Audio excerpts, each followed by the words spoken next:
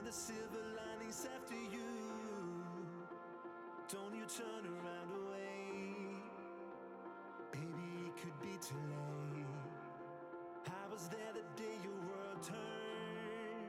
I was there back when your heart burned. Don't you trade away your love for hate. Cause baby, it could be too late. I still remember how the song went, how we lived our days from red to red. So don't you turn around away. Cause baby, it could be too late. Baby, it could be too late. Baby, it could be too late. Baby, it could be too late.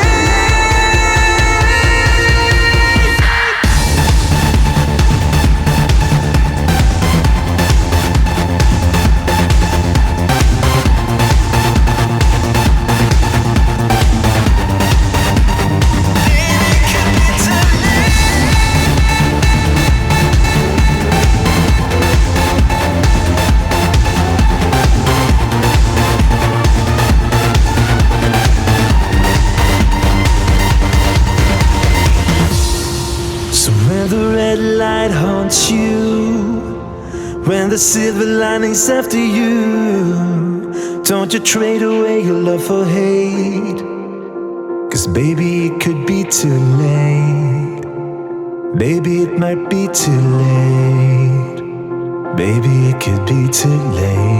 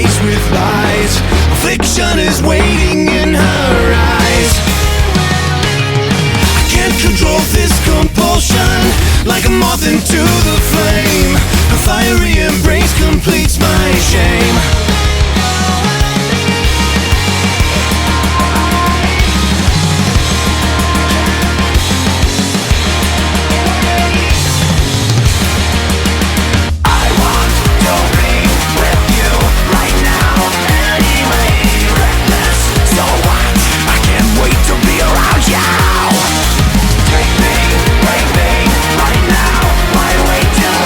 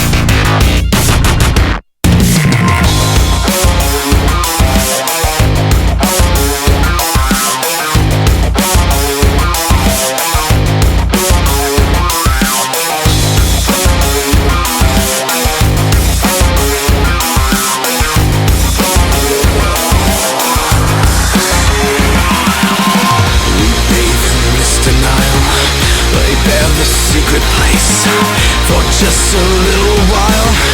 Submit to this and rise.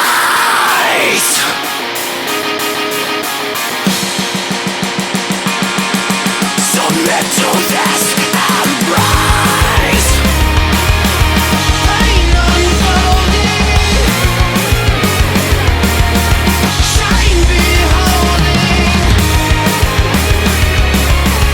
Don't let go of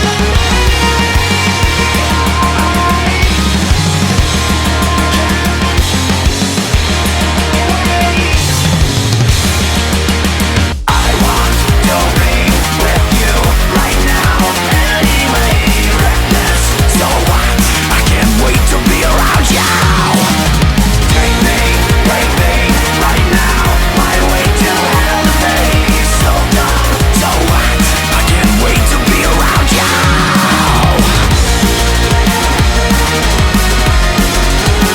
Right now, break me. I can't wait to be around you. I can't wait to be around you. I can't wait. I can't wait. I can't wait.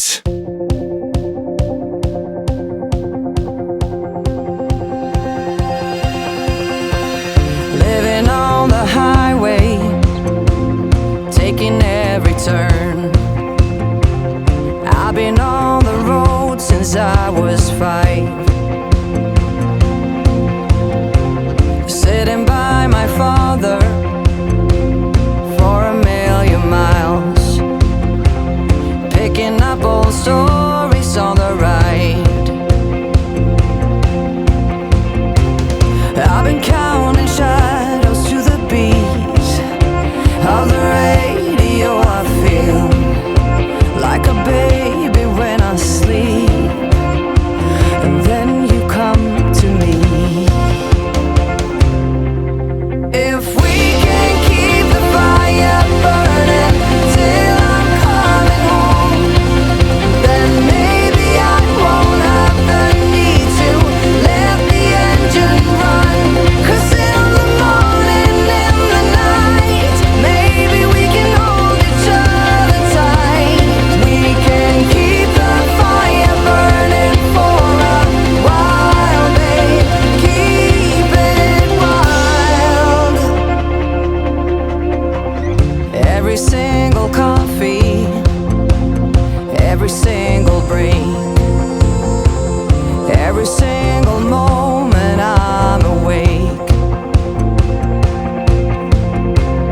Wanna play it open, wanna play it right.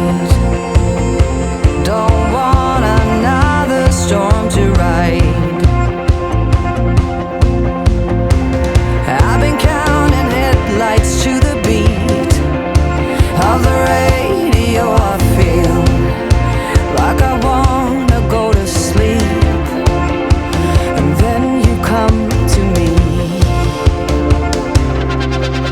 If we can keep the fire burning till I'm coming home, then maybe I won't have the need to let the engine run. 'Cause in the morning, in the night, maybe we can hold each other tight. We can keep the fire burning for a while, babe. Keep it wild. Keep it wild. Dyer's ban.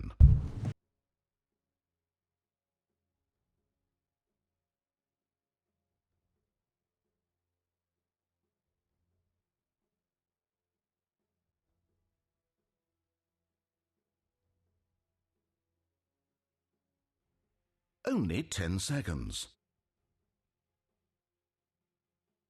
5 seconds. Hurry, hurry! Radiance ban.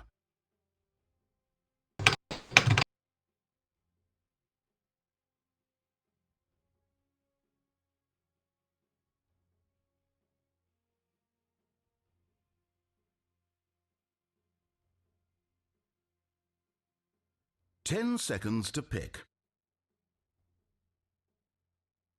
5 seconds remain.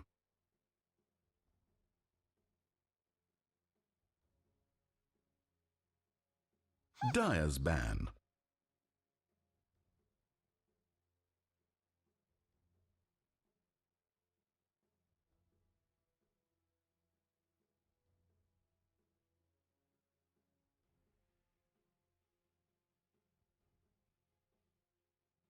Only 10 seconds.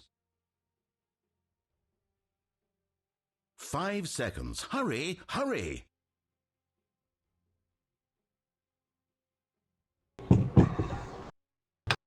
Radiance ban.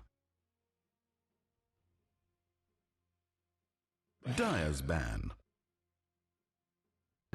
Welcome. All right, so we have here two extremely strong teams, both team brands, obviously, no strangers to the world, but who are you rooting for here, man? Tell me, what can we expect from this series? 10 seconds to pick. 5 seconds remain.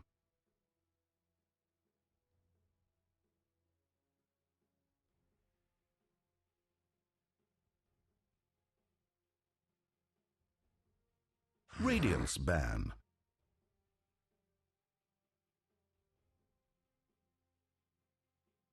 For sure. And for the Jabs and CIS, these guys, they were playing for Faceless pre TI7. Has to be a bit of a grudge match going on, between these players. You can feel the history coming up. So, obviously these guys, they don't want to deny TNC the chance at qualifying for such a huge LAN. And TNC just haven't exactly been the same ever since, Kips left them. Maybe, 1437 trying to bring them into a...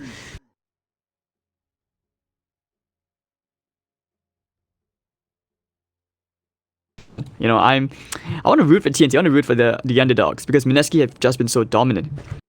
Are you rooting for Mineski this series? 10 seconds. I'm rooting for Mineski because, look at their heroes, dude. 5 seconds. Hurry, hurry!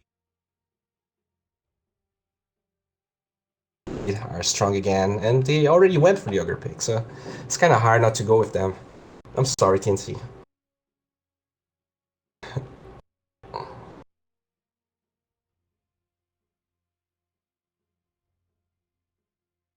CS2 for some good old C Dota, and I agree with you, especially when you mentioned about the Ogre with Luna coming up, Terrorblade, of course. TNC, one interesting thing they actually have run, I saw yesterday, was running both Chaos Knight and Terrorblade, the ultimate illusion cancer. Radiant team pick. You're special, huh?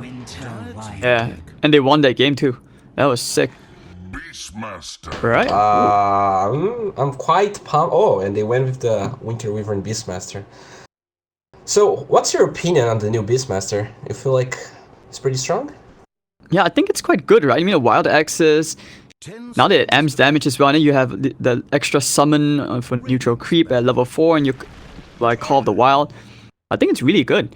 And I find it interesting, Winter Wyvern first pick. I realized one thing. I realized a big difference, at least for the top 4 teams in C compared to other teams, that they actually adapt the meta. They adapt to the meta or reshape it in C much quicker than other teams. Like Winter Wyvern, I realized in China especially, it's becoming a first pick, something which we didn't see in the previous patch. So, Mineski actually would go back for that tiny pick. It'll be an ice tiny. I'm not sure if you watched the previous games recently, but ice, Ohio, everyone's off-lane tiny. Everyone's been spamming tiny.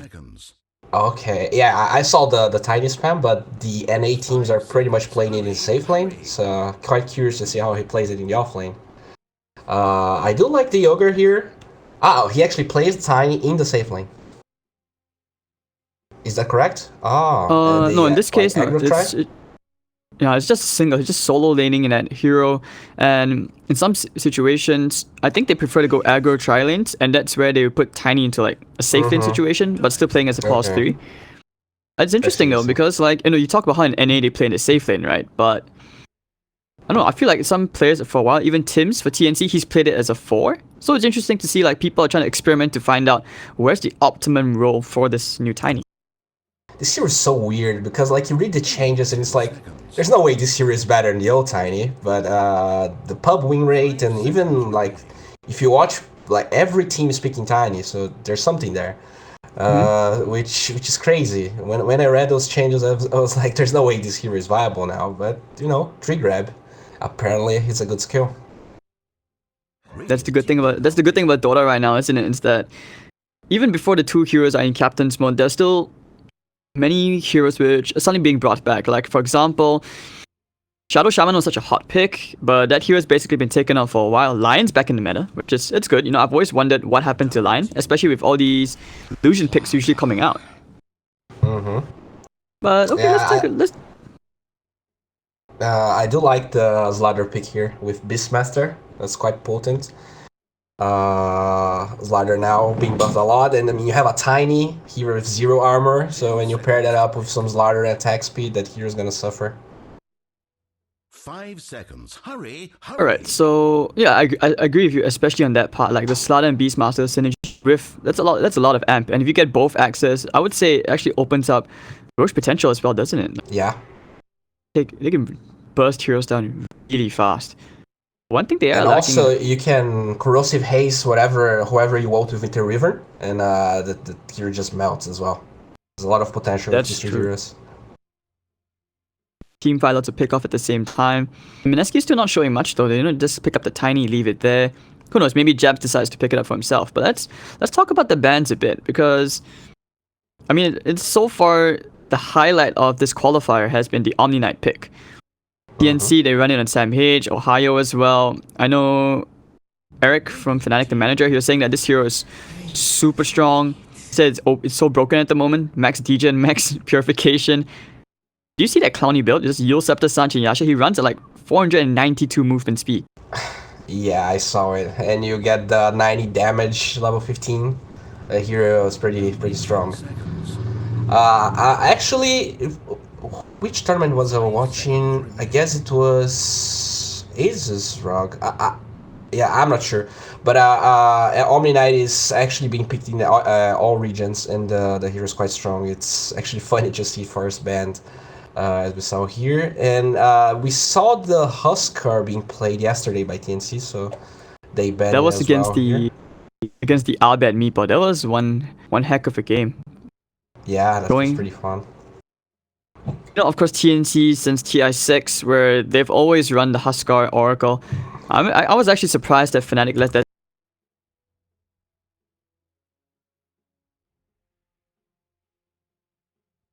Let's see. Okay, but the Vengeful Spirit coming out again, there was a bit of controversy. I'm not sure if you watched that Mineski versus Fnatic series, the best of 5. They actually put Nana on the Vengeful Spirit that game, taking out the Medusa because, you know, both Mushi and Cuckoo can both play it. In fact, TNC have actually usually kept it to the second phase. They like to pick the Medusa themselves. Yeah, it's a hot pick right now. I like the Medusa ban. I mean, you have a tiny, you have we don't know which card they're gonna go for here, but if they go with a melee, do you feel like this is core Venge for Mushi? Should be. I mean, so far he's, at least for this Mineski roster, he's played it the most on this team compared to Nana. Tide Hunter. Yeah, that's probably core Venge then. But now with the Tide, wait a minute. So I think Jabs is playing Tiny.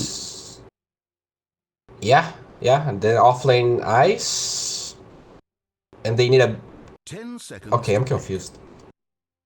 I think it's okay this game because pause for Tiny. Can you imagine what you can do? You can throw the Tide Hunter, and this is some clowny stuff we're gonna expect here, Bowery. I mean, you throw in the Tide Hunter, he doesn't need a Blink Dagger. Yeah, because Kraken Shell is, you know, he's so thick with Kraken Shell. I believe he got a tiny buff. They've got a lot of negative armor. Lifestealer could actually melt quite fast here, but you know, TNC having the Slaughter Lifestealer with the Beastmaster, it's a very classic but slightly improved combo going out here. The only thing left we said Cuckoo hero, right? It gives them some team fights, which they were lacking, and they probably want to ban a mid hero now again for TNC, like against TNC. So maybe something like a Murana. I'm not sure if TNC plays a lot of Murana. they've played a lot of Queen of Pain on Cuckoo for sure. That's usually hero which they tend to ban out against TNC. But in this case, maybe they feel like they can play against it, you know. I'm just really curious to see how they're gonna lane this, because Ogre Magi and Vengeful Spirit isn't exactly the best at dealing with a Beastmaster, especially if they have like a Slaughter coming in, you know what I mean? Like Venge is decent laning presence, but against an aggro tri-lane usually struggles a lot. Yeah, and now if you're gonna pick a support in the last phase, you usually don't have like the top tier supports left for you. We saw Nightstalker being banned, Undying, all those bookie heroes. Let's see what they're gonna go for here. Probably something ranged. Maybe. Okay. Oh, wow, okay. So this is support Venge, huh? Yeah. Support Venge? I'm not sure, man. I actually still feel it could be a Venge. Support Tiny? Support Tiny. I think they've run it before. Like Tim's has, like I mentioned, Tim's has run Tiny as 4. I know some players in C are still experimenting with it, especially in the high MMR range, like the 7K games. I've seen a couple of pods for Tinies. It's very hard. But like I said, you know, like you could toss Tidehunter in for a good Ravage. Oh, that's gonna be fun, man. But picking the Tinker into Beastmaster, that's interesting because they have decent heroes at catching the Tinker. Yeah, what I'm confused actually is you usually get the Ogre to actually enable your teammates, and if you end up with a Tidehunter Tinker lineup, it feels like I don't know if they just play a spellcasting type of Ogre. But well, let's see. I mean, they're gonna have this very buffed Vengeful Spirit with Bloodlust, and they went with the Shadow Fiend for TNC. I'm actually liking TNC's lineup more, honestly. It feels like it has a purpose. I don't blame you. I don't blame you. I mean, TNC, look at how much amp they have. Lifestealer and Cuckoo are both gonna hit like trucks, especially with the new Shadow Raises, where every stack amplifies damage. So you take that with Corrosive Haze, the Wild Access. Oh my god, TNC yeah, I'm feeling the TNC draft here, Bowie. I'm feeling it very hard. Yeah, and like Tinker lineups, they're so fragile. You can be the best Tinker player in the world, but it's 1 or 2 deaths and the game's over, you know? It's very hard to execute. And TNC's is more like, okay, let's win our lanes, let's secure map control, get Roshan, let's push. There's not a lot of finesse required, so I'm going with TNC this game. Are you now? Oh, dude, no, you don't do that to me, man. You were going with Mineski at the beginning, Bowie. But no, also, I'm Mineski all the way. Look at their cosmetics. They're way better. All right. Oh, dude, not like this, man. Gotta believe.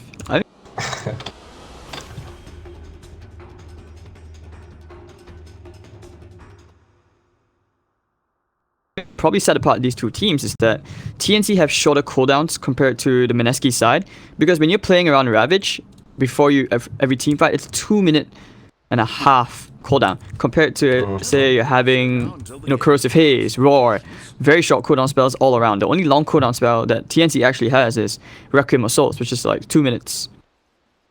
Yeah, and any wasted Ravages could mean an easy Roshan for TNC because of how strong their lineup is against that. So I'm curious to see how Mineski is gonna play this because it feels very hard. Maybe if they just stomp their lanes, it's actually easier. They just start pushing with the bulky Tidehunter.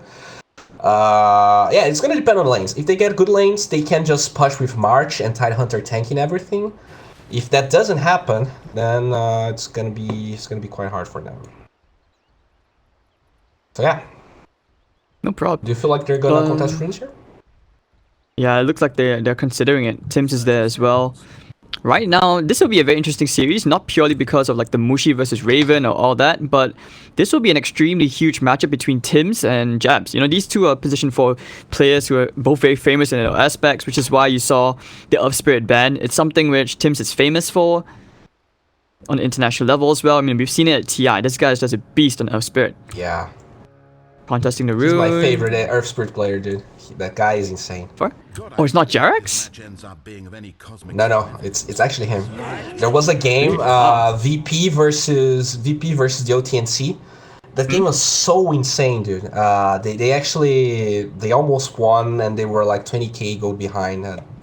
Okay. I remember that game. That was... Yeah. It was, I guess... what's the name of that tournament? The major, the German major? Frankfurt or... Yeah, Frankfurt major. Quite sure it was Frankfurt major. Not while I'm around. How do you feel about this mid lane, by the way? Because you see Jabs and 1437, the pause for Tiny, not something which you often see, even though it's something which is being experimented with. Yeah, I'm curious to see if he's gonna get tree grab. I saw like one game where there was a level 1 Tiny just like throwing trees at the mid lane. It was so funny.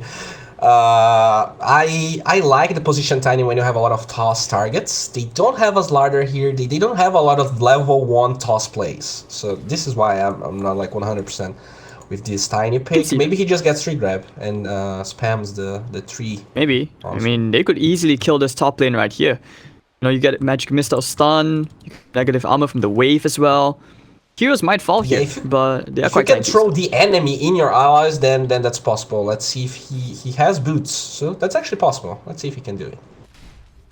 Or maybe throw Shadowfiend into the Tinker, but he's having a tough time here. 1437. Isn't that's a quick way for a Requiem, right? I don't know. Level 1. Yeah. But I mean, also it's interesting. Like at least in this off lane here, leaving Ice on the Tidehunter against Lifestealer. You know, Tidehunter usually has a huge advantage against melee heroes because of Anchor Smash. Mm-hmm. What do you think about this matchup, though? Do you think? It's quite even because you have Feast, so it kind of balances out, especially in the early levels. He just needs to take care not get yeah, he actually got a smash there. Okay. But most of the time, he's not going to get a lot of denies, but he's going to CS fine. You have extra 24 of the Qualm Blade, and then Smash level 1 is... you can actually... It's decent. He can trade hits with Tidehunter. Like, maybe he needs to fire more regen, but it's going to be fine. I mean, it's just Ice things, right? He doesn't care about CS. He just wants to mess around, troll Raven. The lane, yeah, meanwhile, if, you know, he forces Raven... Oh, get another use the tangle scan. is already quite a big victory. They did use the tree grab again, like you said, you know. He just waiting here. He could even toss him back to Nana. Times it right. Yeah, I want to see that play. They can get a kill because Tinker is probably... He's like he's saving his point. If Tiny gets a good throw, he is gonna learn the missile and just burst that Shadow Fiend. He has no fire though. They actually used the scan for that earlier on. They just wanted to make sure because they knew what Jabs was trying to do. The scan being used early on, you know, a bit of a disadvantage just for later on. He's going, man. That right click is way superior here. Oh, he actually tossed him back to the range creep. Oh, what else? No? Oh, never mind. Teams actually came in, but only level 1 Jabs can just keep doing this. Still has rockets, but yeah, they wouldn't have gotten the kill anyways. Like you said, the fairy fire. Yeah. One thing that, like, the bad thing about this change is the fact that you get the tree. I find it so cute, the little Tiny just grabbing the tree. It's the best part about the change. Like, way too big for him. Yeah, I mean, the safe lane for Mineski is doing quite well. Actually, all their lanes are doing quite well, so I feel like they have a good chance in the mid game here. They just need to get their CS and deny as much as possible from TNC. Slardar bottom lane, not getting a lot of Raven rotations. getting a bit low, trading hits of ice. Oh, that one was close. Yeah. Both have one charges, they still have the Salve and Ice, so still okay. He actually went back into the Orb of Venom, something which I realized a lot of offlaners are doing, just to trade the hits, not to mention because it's fatal now. So you can actually still die from the Orb of Venom in the final tick. Yeah. But, I mean, otherwise, so far, it's still pretty quiet. 4 minutes and a half in, still 0-0, but Shadow Fiend is actually ahead of the Tinker in terms of CS. Yeah, but 14 denies for Tinker. So he is actually ahead in experience, which is quite funny. Still okay, and Tinker has slightly faster farming potential compared to a Shadow Fiend. Shadow Fiend can clear camps, but Tinker is always going to be able to push the waves out much quicker. Level 3 laser. Oh, that's not fun to play into. Yeah, that really makes Shadow Fiend consider going to the jungle. He probably wants level 5 though, because your mana usage just gets way better. And Tiny is still trying to go for that play there. No, yeah, he doesn't how know many about times the is he ward, actually... He's actually rotated past the middle lane several times just to scare Cuckoo. But I mean, considering how things are, Cuckoo is still getting decent CS, matching up against the Tinker. But like you said, you know, Fairy's in more region. I wonder how long before we see Mineski rotating the off lane around. Once you get Ravage up on Titanite, perhaps? They could rotate against Beastmaster here, but I feel like he just wants to farm. He maybe wants to go for the counterplay if Beastmaster ever... Oh, nice toss back for the Ogre. They have the Avalanche as well. Sam H could be dying here. First blood. Very nice and easy. Yep, with the Avalanche kill. One more. And Jabs gets first blood. Pause for Tiny works, guys. Coming to your next pub. Tranquil In middle lane, they are going to try to jump here into Nana in middle lane. They actually get the crash with the Arctic Burn slow. And of course, with the Razors, popping the Fairy Fire. Oh, Tim's getting Nana. But, alright. Can Jabs get... He needs one more hit. He's gonna He die. toss someone to the Shadow Fiend? Toss him? No. Oh, he doesn't have high ground vision. And 1 for 3-7 will get the kill into Jabs. Meanwhile, Ice picking up an Arcane Rune, but still 2 for 1. Very nice rotations coming out. If they had a high ground ward, perhaps they could have gotten Cuckoo right there. He just got the mana for it as well. The thing is, they had a high ground ward, but when Jabs went for that ward, TNC already had a ward spot in it, so you can see that they dewarded quite fast, and there was no play for Jabs. So quite unlucky. He was going for those plays, and the reason he was failing all the time is because TNC had a high ground ward, and he didn't know about that. Quite unfortunate. And now, yep, actually rotating to the top. Raven wants to get Mushi, but saw, he saw the TP, so he just got out. But still, this will mean that CIS gets a solo lane to himself. Arcane Rune means he can also push the wave out quite fast. Interesting though that he went for the 3 points into Kraken Shell instead of going for Ravage, which kind of means that he wants to emphasize on laning a lot more. Yeah. It's just, rotating there, the pace of the game really doesn't allow him to rotate. There's no one really in there in Mineski's safe lane. And Shadow Fiend's quite a fast hero, it's quite an obvious rotation, so he just wants to keep farming. And maybe from level 6 onwards, he just saves toss the skill in. point. They've got the stun. Wow, okay. And they have the Avalanche. They won't even need it. Actually, hold on. 1 for 3-7. Still staying alive for a while more, but he will end up going down to Jabs as well. So there's just one way of doing smoke ganks, right? Tossing your other support in. I like the synergy. Yeah. You're gonna try and invade the jungle as well. Brian just got used. They're gonna find teams here. Oh, TPs are coming in. Looks like Ninja Boogie probably going to die here, looking for the TP. Oh, no way. No, okay, yeah, he does. There's no way he survives that. Cuckoo had the razors. Gonna pick up a regen rune as well. Perfect timing. Jabs being chased here. Yep. Oh, the boar slow. Jabs. Actually tossing him back. But the body blocks from Sam H. Ravage is gonna come out to save Jabs.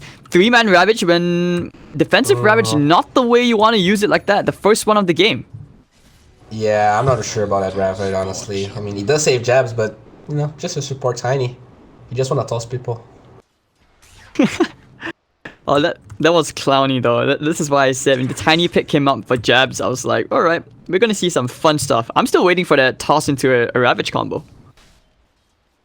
Yeah, now it's gonna take a while since ISIS used it, but he's doing quite well. He was going for the Mac, now decided against it. Scan middle lane, and down goes Nana.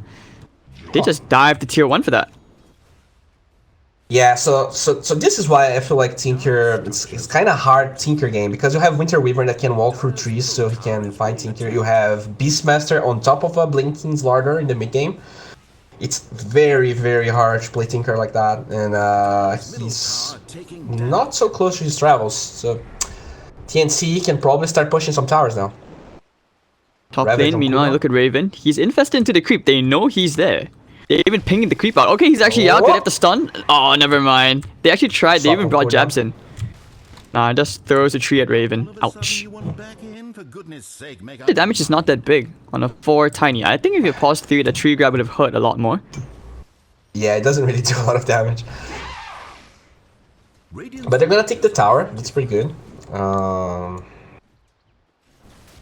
Oh, I mean, this is one thing I want to point out first, is that Mushi, when he plays Venge, he actually maxes out the Vengeance aura. Like, I've seen, usually when you see Venge, you like to max out the Wave of Terror, max out the Magic Missile. It helps you fight a lot earlier. But as a right click, it's not something to laugh at, because he maxed out passive. He really likes the right click Venge compared to some would go for the 2-2. And I like it here with the Tiny. Tiny has a lot of base damage, especially when he gets level 6. So it does synergize in that regard. The tree grab as well. Tree grab, dude. It's all about the tree grab. That's true. Go But for it, okay, Tank. they do get the shot. Slow onto Mushi as well with the Arctic Burn. Mushi going for a swap here onto What? Jabs. Not the right hero. Tossing him to Ninja Boogie. Avalanche comes out. Look at this teamwork. Saving Private Mushi. Jabs on the run. Throwing the tree at Sam H. Mushi will still get one stun number to lifesteal. They're going to try and dive on the tier 1 for this. Maybe not. TP out from Jabs already. And because of that teamwork and clowny tosses going on, Mushi actually survives that. Yeah, I'm quite surprised he survived it. Because I felt like he was gonna swap Ogre, but he ended up going for a very suboptimal swap on his own Tiny. But it worked out. But they're gonna lose the tower. Oh no, CIS with Ravage ready. He wants to use it. Tower is taking damage. But Could end there's up no getting a follow-up Ravage here. now. But there's Oh, I only hope two of he them. He does doesn't. not want to There's use the no Ravage follow-up. here. Radiant's middle tower is being You know, meanwhile, Tinker, he does end up going for the March bill in the end.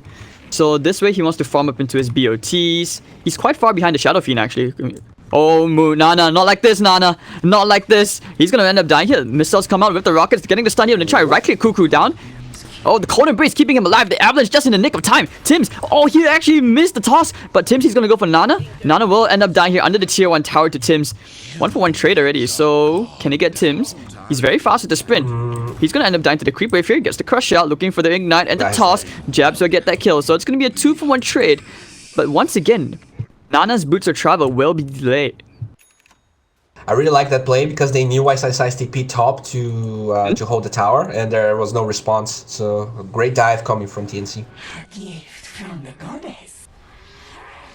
And they're gonna have to rely a lot on this Venge Tide combo, but they have not been able to take any of the towers, even though the top and bottom are quite weak for the side of TNC. I'm just waiting for them to maybe smoke gank and try to use Ravage. It's been 12 minutes and we have not seen a lot of toss Ravage combos yet.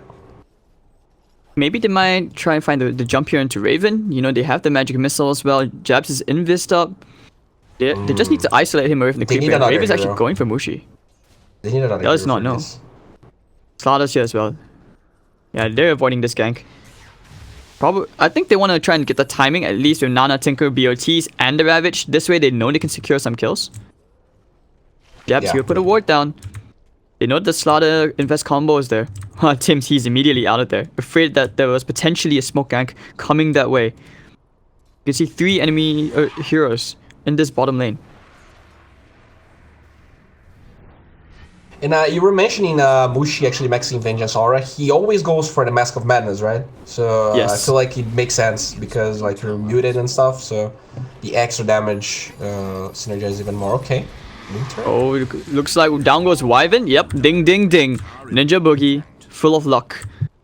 But they actually may end up finding one hero here, which will be Cuckoo. It'll be worth using Ravage here for this. Ravage will be used, landing onto 2. Doesn't know it hit the Slaughter though. He's gonna try to get the body blocks here onto Cuckoo. Invest. Hello, surprise! And never mind. Oh, actually they turned this around. Fish, big fish, run from small fish. No man on toss. Oh, nice. Oh, they have to. So ring. Oh, no on toss comes in, but it's alright. Okay. Well, I mean, they did took tier 1 bottom, and it feels Oh, top like lane, they Ninja have- Boogie.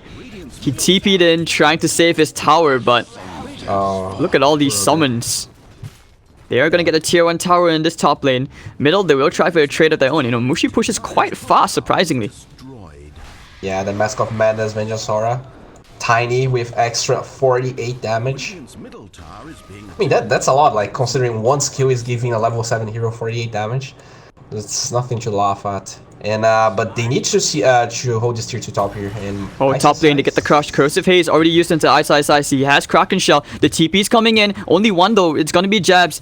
And still have 17 one charges here onto CIS. They will get the Avalanche here, trying to jump into Sam H. And they still have enough mana being used. Look at CIS. He's still perfectly fine. Jabs is gonna be trying to turn around here, but never mind. Perhaps they think about looking for more.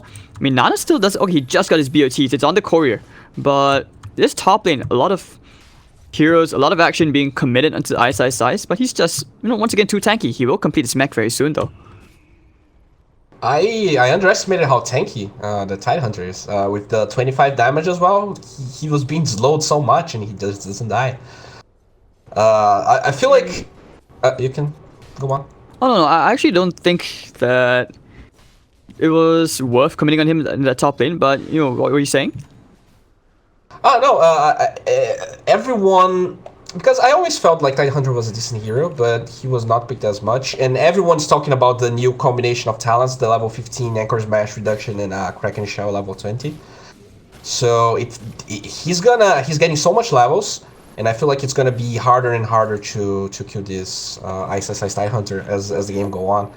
Because like Corrosive Haze is their big way of exploding targets, but he's always going to be able to purge it off with his Kraken, unless they go for something like a Silver Edge. Maybe Shadow Fiend has a Shadow Blade. Hold on, bottom lane. They're going to try and jump into the slaughter. Can they get the turnaround though? We're thinking about probably the Requiem. Oh, actually tossing Mushi away to safety. Here comes Tinker coming in. Tim's inside the trees. They should be able to find his kill here. And Tim's, oh, they found him. The crush comes out, but it's alright. They get one already. And they don't want to find to the March. Ninja Boogie, he definitely wants to go back in though. Cuckoo will get infested in. Oh yeah, okay, now my Raven gets infested into Cuckoo. With the Shadow Bait combo, they will run away. Nice. 1 for 0. Quite good. Who knew, right? Like, Tiny was apparently this new meta defensive support who tosses your cores away to safety. Yeah, ever since they changed the way that, like, usually you would get a random unit whenever you try to toss, but now it's like the closest one that really made position for Tiny more reliable. Can TNC Roche? Oh, there's an even Tiny there. Not like this. They know that Sam H is alone. Yep, they get the avalanche with the gush, tossing him back all the way to Ninja Boogie. Oh la la, I love this a lot. This is so clowny, it's amazing. Maybe no one occupies towers for a few seconds. I mean, this is like I said, you know. Yeah, I said right. They're gonna have a lot of fun this game, and we're already seeing it. Jabs is clearly having fun here, and as a pause for Tiny, he's actually not that far behind to his next item, considering it's 17 minutes in. Yeah, I mean, he has 0 CS, and he's actually closer. No, I don't know. Actually, his ladder is pretty close to his Blink Dagger. Huh, I'm surprised Teams has so much gold. He only participated in 2 kills. Well, I mean, they're gonna have a Blink Dagger, so it's gonna be scary for Mineski. This Slardar Blink Dagger initiation.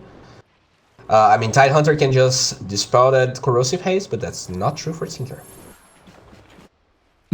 And I mean, if he gets Griefs up, that's gonna help him even more, right? Like, you don't even have to worry about the Kraken Shell debuff in time. You can just dispel it straight away. That's true. Not to mention, I think if you're below a certain HP threshold, it increases your HP regen. Something to consider. In your armor. And actually, hold on, they found a Slaughter that's gonna delay his Blink Dagger. You know, Mushi did go into the Shadow Bait, so this Shadow Bait build is super strong. Bottom lane, Raven can't do anything to the Tinker, and this is when Nana can start to farm up and scale so much better into the late game. And this is where I feel Mineski are currently at their strongest. Yeah, they have this Tidehunter. He's pushing waves by himself at the tier 2. Oh, the swap in. Hold on, they found 1-4-3-7 middle lane with the laser. Down goes Wyvern. Easy kill here for Nana. Giving him the kill means that he gets to get quicker to a Blink Dagger. Actually, already has it. So he can go to Ether Lens next. Huh, Beastmaster is going for a Shadow Blade as well? He has a Claymore. Radiant's bottom tower is being attacked. This is something I've only actually ever seen on Ohio. So far, all the Beastmasters I've seen, they will play into, yeah, that very classic Necro Books, Blink Dagger kind of thing going on, even occasional Vlads with Solar Crest. But Ohio says that this build gives more damage and it helps you nuke heroes down much faster. Hence the Helm of Dawn as well. Yeah, I feel like he wants Silver Edge. Maybe Shadow Fiend's going BKB Butterfly, and they want a way to control the Tidehunter, because you can't purge the Silver Edge even with Greaves. That's true. So I mean, it's one thing they could also consider, like, you know, just having these 2 spells, 2 ways to break. Sorry, yeah, 2 items to break Kraken Shell. It'll make ISS a lot easier to deal with. That's for sure. Because after seeing 3 heroes commit onto him top lane and not even coming close to getting the kill, that's reason for worry. That's true. And now Lifestealer just infesting the Black Dragon here. Doesn't really feel comfortable pushing waves by himself. I don't know, dude. It felt to me like TNC would have so much more strength in this part of the game, but I feel like the Blink Dagger being delayed. Oh, he actually has a Blink Dagger now. I would like to see them going for a play. I feel like they just need 1 or 2 pick-offs and just go for Roshan straight away, or else they're gonna start going with these March pushes with Tidehunter Ravage. Oh, they found 1-4-3-7 one more time. Oh, Mushi's man. damage is just way too strong. been caught out 3 times now. He's 1-4-4 on this Winter Wyvern. But I totally agree with you when you talked about Tim said he has to blink. They need to make something happen. Now is a good time for that. But my question is it advisable, seeing as they still have Ravage? Yeah. Oh, they're gonna force the Roshan. Dude, Mineski is playing so well. They know there's no way TNC can contest them when they're 5. Like as you mentioned, you don't want to go because of Ravage, so that's why you want pickoffs instead of 5 versus 5s. But this is worrisome. Well, Souls, they get the swap out. But now the Ravage comes out, but Ogre's dead first. Jabs probably to follow him soon. Never mind. Raven's gonna try and shoot through Jabs. Okay, they will finally get the killing spree, and they want to go for more. But they get Sam H first. Laser rockets. Nana gets a double. Looking for more. 1-4-3-7 should be following him to the grave as well. Tims will get a double crush, but that'll be a 3-for-2 trade. Ravage being used and Jab still alive. With all the cores still alive on Mineski, they can easily take this Roshan. The only heroes who died on the side of Mineski were both the supports. Oh, his team is Larder going for this too here. They have Vision of Venge. Nah. Okay, they hold the Roshan. Mushi, he's going. He knows that Tims is here. Gets a stun. 1, 2, 3. Wow! Oh, so much damage. That damage though. Yeah. I did not see that coming. It's his Larder. He's on level 10. That Venge with Yasha, Shadow Blade, super, and Bloodlust on top of it. So that Venge is buffed. Yasha coming out, right? So Mushi, he's just going for the Manta style next, so that's gonna help, Manta Jukes. Going to look forward to that. Yeah, I want to purge the Corrosive Haze. Very annoying. As well as Open Wounds. Because I'm pretty sure they don't have a 4-staff yet. Yeah, Titan's going Blink and Ogre is super poor, so it's pretty good to be able to purge Open Wounds. Just get out of that slow. Okay, they have Vision of Mushi here. Oh. Are they going? I don't think they want to jump this, right? Even if they do, because he has Aegis, they'll probably try to push the top.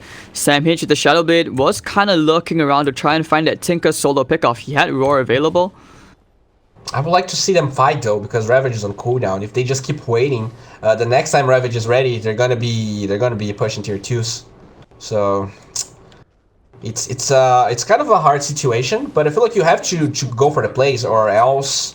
Like, the reason TNC is strong is because they can just burst people. And you won't be able to burst people in a 5 versus 5. You have to go for plays. But, yeah, they're gonna push. And TNC... It's gonna be an easy tier 2. Not to mention now with the level 15 talent, which Ice actually picked up. The Anchor Smash damage reduction. Alright, that's gonna be so big. You toss him in, he's just gonna nerf everyone's damage. Raven, meanwhile, did get the tier 1 tower, and it actually looks like Mineski will force the tier 3, going for the push. 1-4-3-7 actually gets the curse. It's only going to be in the tiny, going for the swap. Oh, they found 1-4-3-7, he will die. Winter's, what a cold embrace onto a creep. Okay, hello? Oh, that's... He loved that creep. He loved it a lot. Alright, so tier 3 tower will fall. Corrosive Haze onto the Mineski targets. Like you said, if they're fighting in a 5v5, how do you fight? Sam H Shadow Blade already expired. They will get the range racks. Looking for the Infest combo onto Tims. Gonna try for a flank maneuver coming in from the right. BKB up from Cuckoo. Very awkward. Going for the raise. Where's Tims? Can't fight this. Toss on Sam H. They want to try and fight. Oh man. Ravage gonna be used, connecting to everyone, but looks like they'll blow up Jabs just in the back line, getting the stun up onto Cuckoo. Corner Brace trying to keep him alive. Rockets are there. Cuckoo should end up dying here at long last, I think, and he won't even get the Requiem off. Buyback already forced out from to Sam H. Nana still okay. Needs to run away from Raven. Nice job to get the roar, but only defensively onto Mushi. Sam H is going to get brought down here by all 3 heroes. Mushi on unstoppable streak. Raven still chasing after Nana. The swap out. The defensive swap. Raven's dead. Maybe forced to buy back here. Melee Barracks about to go down. This will be 1 lane at least, maybe even 2. Yeah, that, like, as you said, it feels super awkward because when you're forced to go for a play when there's this huge push against you, it's gonna feel awkward because you have to be KP, you have to do something. But there's no play that Tidehunter won't die when there's 4 allies with him. They have swap, they have everything to aid him, and well, Ravage is used, so I would really like to see TNC responding and going for a play, or else it feels pretty green for them. They actually need to go for the upper hand play once. it does feel actually now like even the lifestealer, he had a great start in the lane earlier on. The Deso and Armlet, but it's not enough, not even remotely close. Look at ISIS's items. He's got Greaves, the Hood, the Solar Crest. Mineski will actually smoke up behind him. Radiant's middle tower. Oh, they're anticipating something here? Oh no. Oh, they're gonna find 1-4-3-7 again. Maybe the 14 is referring to his how many deaths he's gonna get. Toss back into ISIS. They have a swap still, but Raven might actually just get right click down to death. Mushi is going, looking for the swap. Yep, he just got the silence up, but Sampage was invis up. Nice Manta style dodge. Sampage, wow. They have a gem. Yep, the gem was on Ninja Boogie. That's why. And with the Greaves up, they can just go take the tier 2. Potentially even take another lane of Rax one more time. And Cuckoo, he can't even get close to getting off these Requiem of Souls. We've seen the Shadow Fiend do pretty much almost nothing besides a couple of jungle kills. Yeah. He had a pretty good laning phase. Tiny was not able to really mess with him all that much. But I feel like they were just a little bit too... Maybe Mineski was a little bit too fast, or they were a little bit too small. Oh, they found Sampage, Infest combo. They want to try and kill Mushi. Alright, nice 3-man crush into the Requiem of Souls. Can it kill him off? Aegis will be popped him. Mushi's still alive. Alright, now the Solar Crest is popped. Toss into it. They'll get the stun here. Yes, they will actually find Raven. Raven's going down. He will be forced to buy back here. Mushi's going to the range Rax. 2 lanes of Rax already down. Tinker's still alive. He's just gonna blink away. He's alright. He's alright. Looking for the crush. Sims, he's found Nana. Nice magic missile. Winter's Curse. Nana's gonna get a right click down here, I think. Well, okay, never mind. Just toss away once more from Jabs. The Cold Embrace. The Ravage comes out on 3. 2 are dead. Make it 3. Tims comes into the crush, it's too late. 1-4-3-7 calls the GG. Game 1 goes the way of Mineski. His 4 heroes get stomped on. No answer for this pause for Tiny. Yeah. That was hard to see, you know. It felt like TNC had everything going for them. The game was pretty even at the 10-minute mark, but they took a little bit too long to go for their play and actually secure. They needed to secure Roshan. Their lineup was so good at it, and when Mineski went for it, it was quite hard for TNC to do anything.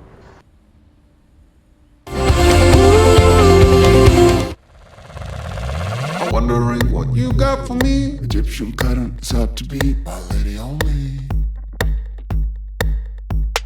I'm wondering what you got for me. Egyptian current is out to be my lady only.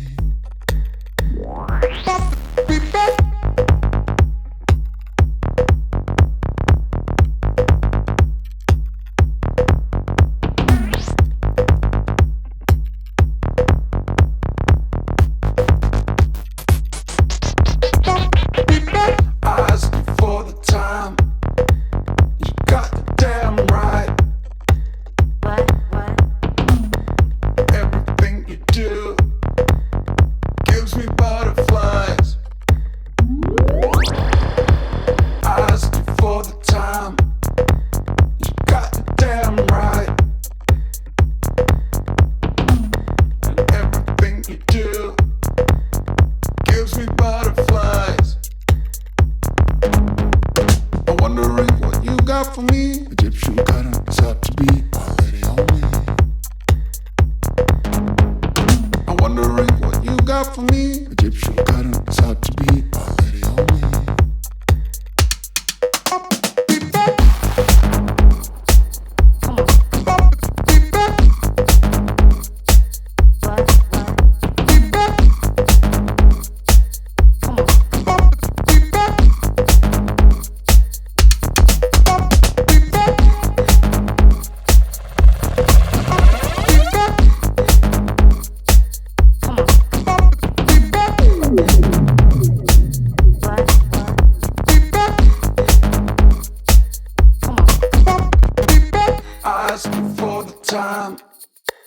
You got it damn right.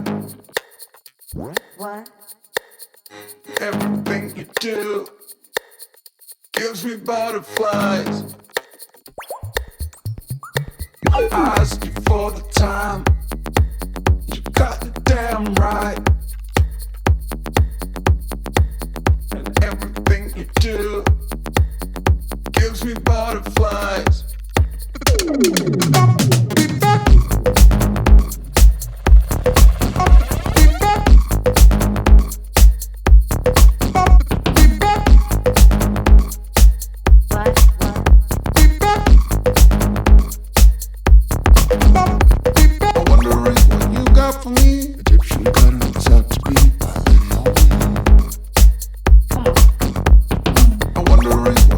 got for me? Egyptian cotton, it's hard to be. Lady on me.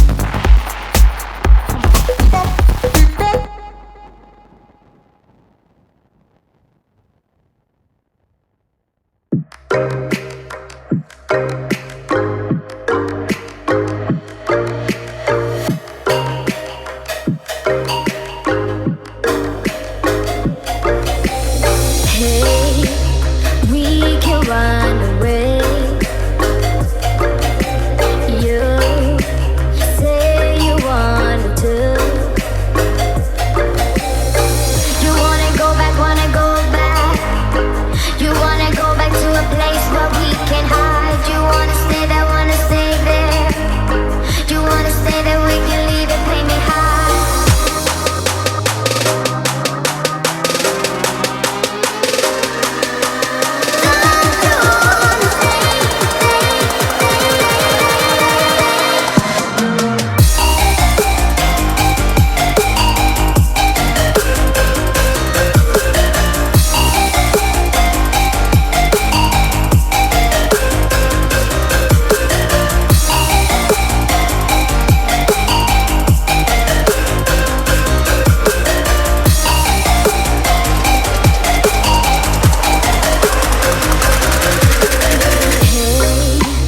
We could be okay,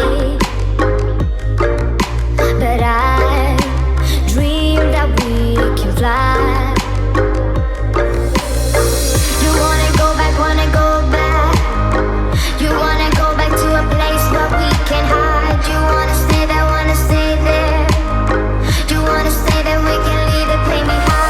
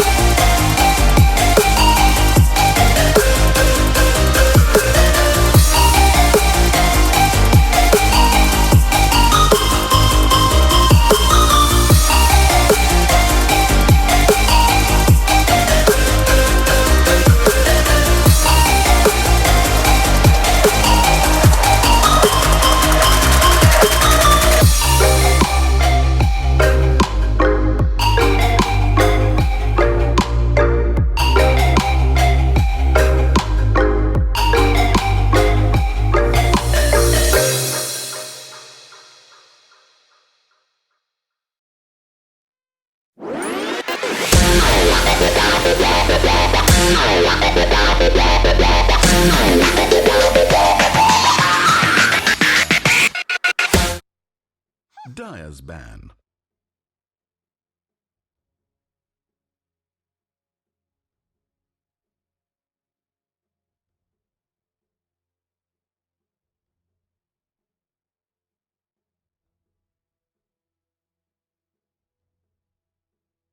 Ten seconds to pick.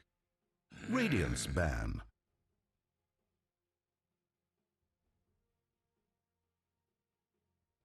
Dyer's ban.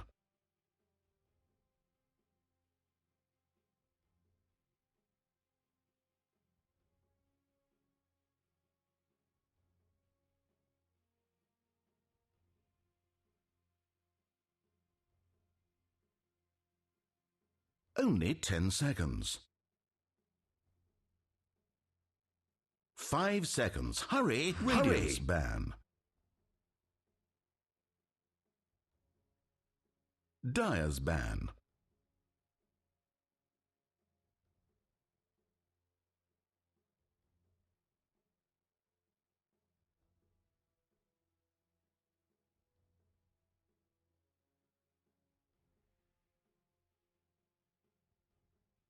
Ten seconds to pick. 5 seconds remain.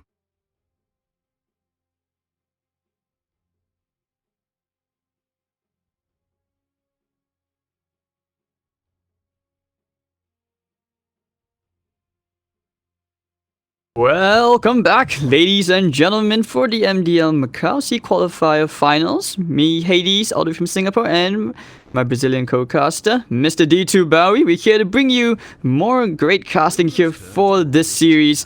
And Bowie, how are you ready for this game too? Night Stalker. Yeah, let's do this. Cast. And not to mention the Mineski, that vengeful spirit worked out way better than I thought. And this time, TNC, they first banned the Ogre.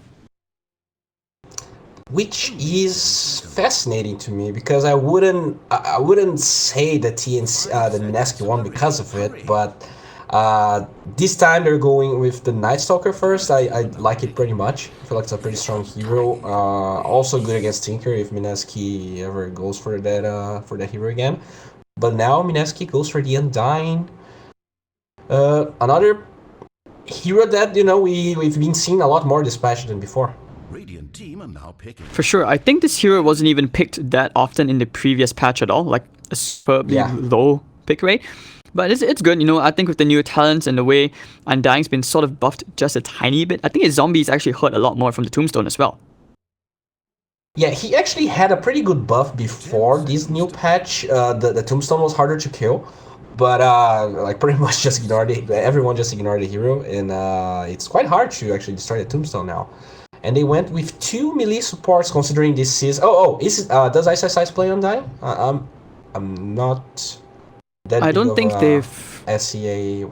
No problem. I don't think they run Undying on the offlane for CIS. Usually they like to run him on Timber, Bat, Nyx. Very conventional offlaning heroes. But so far, like I said, the tiny pick comes out again.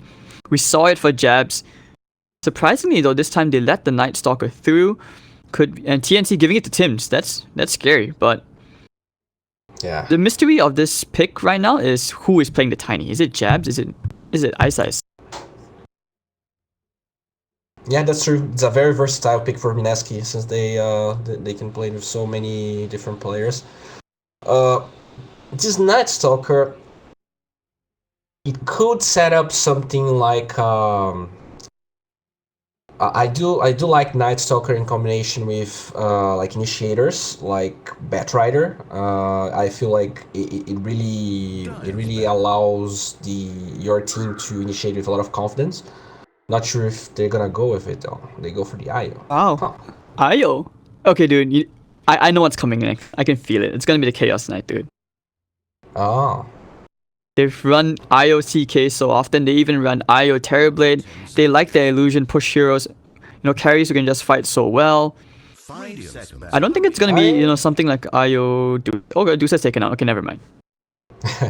I do like IO-CK, and I would like to see a Batrider on top of it. I feel like IO Batrider is such a strong combination, and with the Night Stalker, in my opinion, is a very good pairing overall. You can just, if you have IO Batrider, you just want a lane. I'm not sure there's anything that can deal with that super well. But we'll see. They banned the Venge, which is good. I'm not a big fan of Venge, but it seems like Mineski, they just have this way of playing with Venge. It's super hard to deal. So I guess it's just better to ban it right now. And we see the Husker ban once. I mean, IO Husker can be pretty scary, even though I'm not sure if TNC runs it. Can be. Okay, one thing I think you haven't pointed out yet is Night Stalker, and when it's nighttime, you make it increasingly hard because of the lack of vision. You make it harder to find the IO, which means IO is gonna have a slightly easier time. It's a bit safer for him. But okay, the Vengeful Spirit pick, I think this is something which some teams still have yet to understand. That's why they probably ban it out.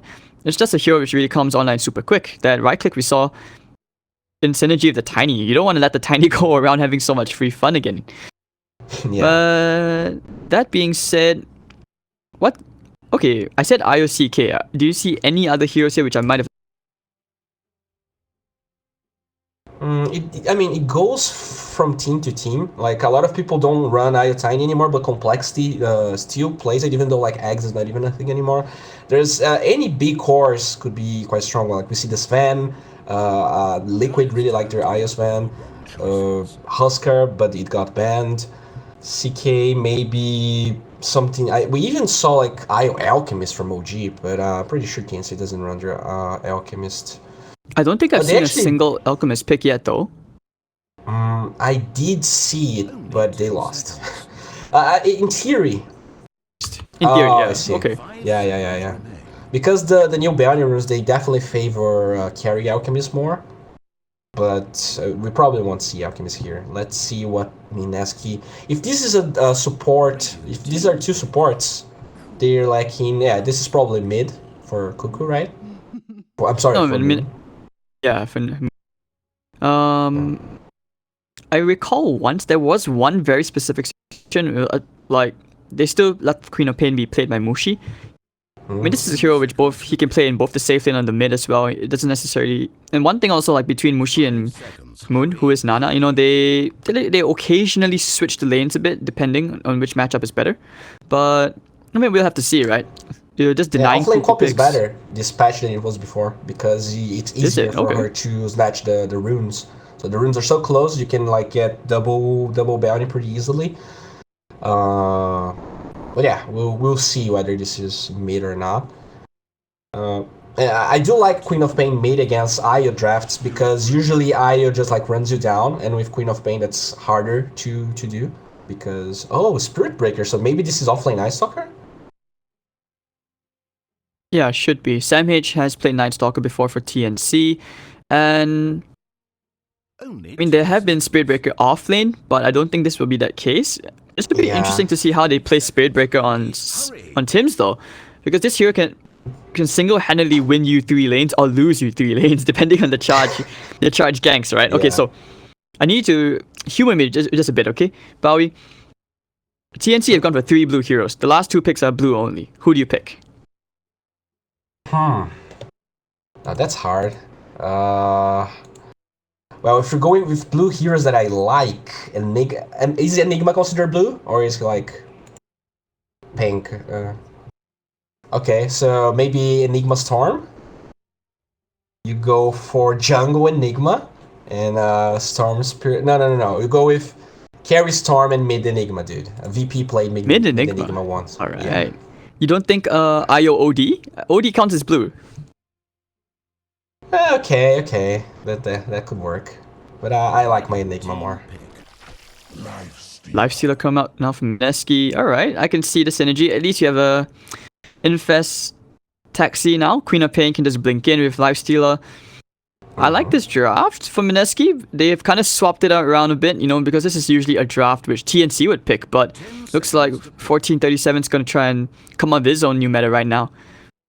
Who else? You know, something that I don't like about the Spirit Breaker pick coming from TNC is that Undyne, kind of like Disruptor, when you go for these relocate plays, when you go with the Spirit Breaker charges, you always have the tomb that he can preemptively plant, and it's quite hard to fight in that location. So, since they picked Spirit Breaker after the Undyne, let's see how much farm and experience this Undyne will have, but it can be quite scary if the Undyne can choose when they're fighting, you know? But they go with the Phantom Lancer here. Pretty good pick. You can just you can use your third skill to get into the tombstone pretty fast, so you just burst it down. You can also purge open wounds, you can purge the dagger. It's a pretty interesting pick. And also, this is a hero which they can play both mid and safe lane. I would say PL does okay against Queen of Pain, since you can always dispel the Shadow Strike. And not to mention with your bottle, you know, the Spirit Lance is such a cost-efficient spell. Good nuke as well. You never know, you know, maybe PL could be that counter to Queen of Pain. Still leaves room for TNC. Or they could just put, you know, PL just in the safe lane and, like I said, go back into that CK or Terrorblade pick. They have many options available here too. Yeah, that's true. They're pretty much banning the entire draft that Mineski went for the last time. They banned 4 heroes of the last one. That's quite fun. The only hero not banned is Tiny. Dude, maybe they probably were afraid that Mineski were listening to you, man. I mean, Tinker pick and let the Queen of Pain go into the offlane. They could have been listening to you. Are they stream sniping? I don't know. So maybe that's the case. Oh, only 8 seconds. Oh, okay. They already know what they're picking. Terrorblade. There we go. Okay, they don't have a lot of clear on the side of Mineski. Let's see what they go for. That's your clear right there. Alright, so we got trademark heroes coming out from both sides. It will be Cuckoo going down the mid lane against Queen of Pain. they have run Raven on Terrorblade. Actually, both Cuckoo and Raven can both play a mean Terrorblade. In fact, this is what they're very reliant on, which is why you usually see this banned by the second phase. But to give Ice the Timbersaw, this is going to be exciting. Such a good Timbersaw game, dude. This is so good. They have 3 strength heroes, then the other 2 heroes are illusion-based heroes that have no disables whatsoever. I guess they're like the big play I want to see is Sunder on Timbersaw, so you can kill him fast. And this is going to be a Raven Terrorblade, so he won't have as many levels. Well, let's see. I mean, Terrorblade he doesn't really do that well against Timbersaw, unless they go for a very early Metamorphosis. They try to zone ISIS level 1. Let's see. I mean, we don't even know if the ISIS is going to be playing the offlane, right? Maybe they can just make Timber versus Night Stalker and go with an aggro try. I feel like Undying, Tiny, Lifestealer just wreck Terrorblade as well. But we'll see.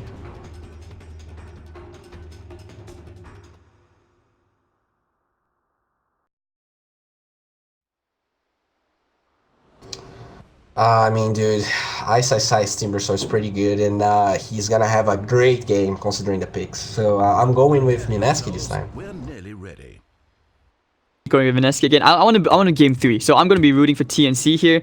And I mean, you said that Raven has, you know, he gets lesser levels, but actually, do you realize they have been leaving him in solo lane matchups most of the time? So yeah, ISIS could still do pretty okay against a solo Terrorblade, I think. Yeah, he's gonna do great against solo Terrorblade because Terrorblade already, he doesn't have a lot of base damage, only 53, and if he's solo against a Terrorblade, he's gonna go with Whirling Death level 1, and then it's even harder for him to get any CS. So I'm gonna see the Timbersaw getting a lot of denies, got a lot of CS, and we see 3 heroes here, quite aggressively. Jungle. That's what I like about giving you the free TP at level 1. It's so that 1 minute until you encourage bounty rune fights a lot more than before, and this is where, you know, back then you usually get 1 on each side of the map. Now you usually have 2 on the same side. Yeah, bit of a difference. I do like it as well. You see a lot of fights nowadays, and all those supports that are super cheap and go like Boots minute 1 and they don't buy TPs. At least they have the TP now, so you can flame them if they don't TP to your lane when you get ganked. Okay. That's quite good as well. Charge here. Nah, I don't think they want to take the risk. No, it's gonna be but 2 for 2. Nana's gonna get 2 bounty runes actually. Oh, yeah. Just TPs into the middle lane just like that. I mean, you get yourself, you get closer to a bottle. Why not?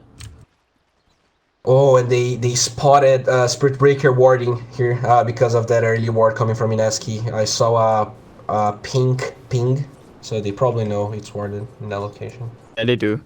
But 3-7, he's probably pinging it out as well. Tim to just piggyback up 1 for 3-7. They anticipated the aggro lane coming out. And like you said, they actually will put Ice against Sam H Night Stalker. Yeah, both lanes are fine, honestly, but I feel like Mineski can pressure the Terrorblade more with more heroes because this is gonna force TNC to leave their supports in the lane. Oh, the toss back, the Willing Death, and the open wounds. Can they kill Sam H? They need more right clicks. It won't be enough even with 3 heroes. 6 armor. So he dodges the gank. Yeah. But even then, he's gonna have to walk back, so... I mean, that's okay, right? It's better than giving away first blood. To the other lane now. Yeah, they're running the musical lanes. They want to put him up against the Terrorblade. And... yeah, like, you know, like I said, Cuckoo, he's gonna do decently okay against the Queen of Pain. He's 5-0 to the 4-2. Battle Strike is basically not a thing. Oh... Nice oh, bottom lane, Ice. Will give away first blood. Ninja Boogie was trying to get the return kill here onto Tim's, but Raven getting himself a big kill. Yeah, that's what you have to do. You have to queue ISS level 1, and he spammed the TP, so that's even more incentive to go for the play. Now he's gonna have to walk back, gonna lose all his experience. Oh, I thought he got maybe like 2 more bashes. They could have perhaps killed off, you know, the Ninja Boogie and dying. Yeah, but he's quite tanky. 4 armor. Oh! Oh, he actually took it. The bounty. Alright, Yeah. Balanced. The heal up. That 9 has 16 strength. Oh my god, 24. He's gonna right click for so much. He can go for Tim's. He's definitely going for Tim's. Hello? Oh. One more? DK? Oh, the tether away. No, Damn. this is so annoying, man. If you're Ninja Boogie solo zoning out 2 supports, and despite getting first blood, you know, Raven, he's gonna be under a lot of pressure now that both his supports have basically left top lane. Jebs getting the Sam H kill just in the nick of time. Once again, toss and tree grab, amazing spells. Yeah, toss is super strong. Especially when you have a hero like Lifestealer, short range and open wounds, but if you're just throwing your enemies to the Lifestealer, he can cast the spell. Okay, so we're still 1-on-1. Middle lane, you know, still very dead even between Nana and this MDL. He's actually opted to go into Tangos and a Wand. Not so much. Okay, Bottle's on the way. That explains. I thought you just invested in pure regen. Just like this, triple range creep here coming up for Boogie and, you know, Timbersaw. They're gonna get a ton of EXP. Level 2 reactive armor. I actually don't think they can kill Ice anymore. No, they can't. And maybe with 3 heroes, but even then it's super hard. They have to get Ice after he comes back to base and he has no reactive armor stacks up. If you go when he has 10, it's impossible. And he's gonna make sure to draw aggro and always have 10 stacks. Yeah, he just keeps doing that, as you said. 1-4-3-7, very hard game on who do you even charge this game, right? Like, you can't kill a Timbersaw now that he has 2 points in reactive armor. Pop is just gonna blink away. I don't know, it's... What do you do if you're the Spirit Breaker? Yeah, that's really the problem. That's why I was not really sure about the pick. I feel like you have to pressure Lifestealer, maybe bait the Rage. You go with Night Stalker IO, bait the Rage, and then you charge. But it's a very small time frame. You have like 10 seconds to go for the play.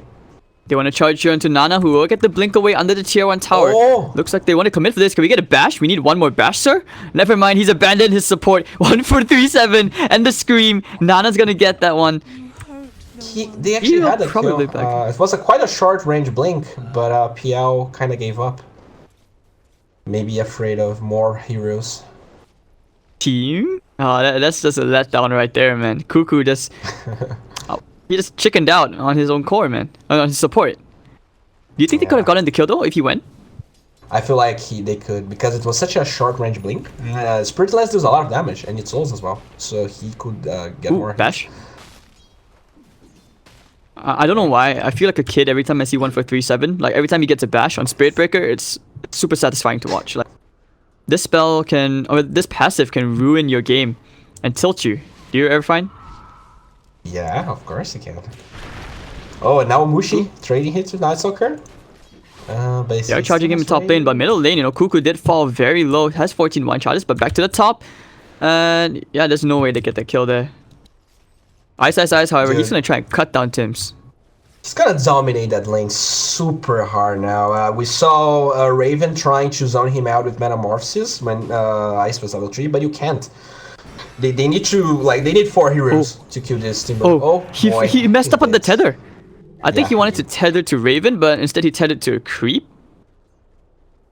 For 3-7, getting the charge here onto Mushi with the open wounds. They have the avalanche on 2. Toss up into the air, and they will probably find 1-4-3-7 if they get one more right click. Face boost just came in for Mushi. Sam H, it does to nighttime. He can chase after Jabs, who's going for the bounty rune. The race for the bounty rune. Never mind. And okay, you know, Mineski are dominating these lanes. Quap. Oh, he has a sonic wave. Never mind, blinks out. Doesn't want to overextend over there.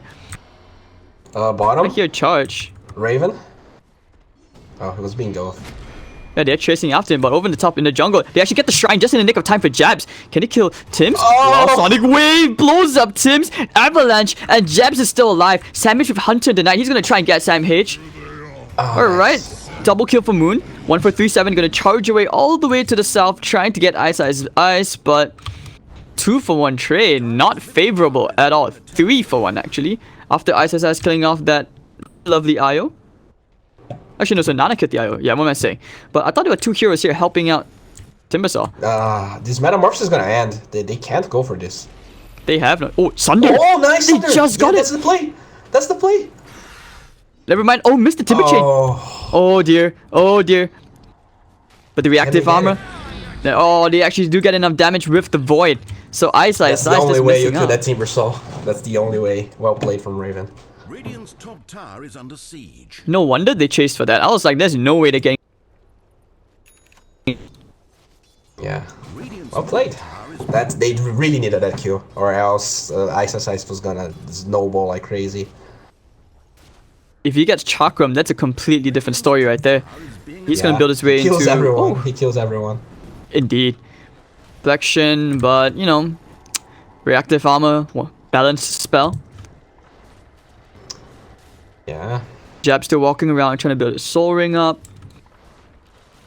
You're a charge. Oh, no, he cancelled he that wanted to really steal the fast. bounty, but it would reveal the ward, so that's probably why he was kind of far away as well. Dire's middle tower taking damage. This way, you know, Nana gets a bottle charge, but over in the bottom lane, look at this. Look at this. Never mind. Bottom Don't look at tower is this. being attacked. He didn't have a lot of mana. Yeah. But never mind, he's close to Arcane Boots, so that's still okay, you know? Yeah, the new Soul Ring is definitely a buff to Timbersaw now. You get more HP, which is always good when a hero like him. I think you get extra health regen, right? Yeah, 2 HP health regen on Soul Ring. We'll go for Yeah, smoke play now, Mineski. 3 heroes. Oh no, actually 2. To get it for Quap and Jabs. Jab's still holding that tree, which is way too big for him. Oh, they can find the IO here. Yeah. IO? Are they gonna throw the Quap so that she has the blink away? I would like to see that. If you toss the Quap so the dive is not as dangerous to the Quap. But yeah, they just. Alright, so we see a charge coming in to Boogie. They do have the darkness, so Raven even comes in as well. Meanwhile, bottom lane, they have a lot of creeps here. I think they're actually just going to cut the creep wave and take this tier 1 tower. Lots of pressure. And middle lane as well, they will go for a trade, popping the Metamorphosis and Illusions. Fort already used out. Yeah, they want to defend this tower. CIS is TPing in. Radiant's bottom tower. Do they have a Tombstone? Yes, they do. Pretty interesting how they leave it at level 1 now. Using a Decay. You know, Raven, you're not that tanky, but he does have Sunder. You have to be careful this time. Top lane charge coming out into Mushi. He has the Infest. Will use it into the creep. He's going to be kept alive for just a while more. Top tower is being attacked. Oh, they know he's there. Radiant's bottom tower. Oh, he has Rage Rage TP. now. He doesn't have TP though. Yeah, no, they're not going to dive into tier 1 for this. Just in case. But I've actually managed to defend the mid tower. And we'll just go straight for the tier 1. Look at Jabs. Radiant's Timbersaw. Oh my god, they're gonna take that tower. There's nothing that TNC can do. They tried to switch focus, go mid, but CIS had a TP, and they took the bottom tier 1, and they're gonna take the mid as well. Oh man. I feel like they have to farm and hold their tier 2s. They're gonna be super strong in 10 minutes. They have to hold their tier 2s as much as possible. Now that Nana has a veil, they want to try and fight top lane. Looks like one will go down. Mushi ending up dead at last. But Nana, you know, he has a Sonic Wave. Gonna kill Tim's off. Sonic Wave onto Cuckoo, perhaps. Shadow Strike. Trying to force out the doppelganger first. Sonic Wave. Oh, the Sunder! He's actually going to blink out. They have the charge coming in. Do they want to commit for this kill? He has an Arcane Rune. I don't think they get this one here. Actually, no, the blink away. 1437 has cancelled the charge. Looking for the Sonic Wave. They are waiting for it. I mean, Jabs is coming in as well. They need the stun onto Cuckoo. Never mind. Avalanche Duke. CIS bottom. Oh. Oh, they found the real one. Scream. What? No, they didn't. What? No! Cuckoo, no way!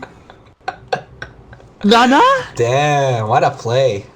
What a He play. really wanted that illusion. They were pinging the illusion like crazy, man. +5. I mean, he had Arcane Rune. He's fine.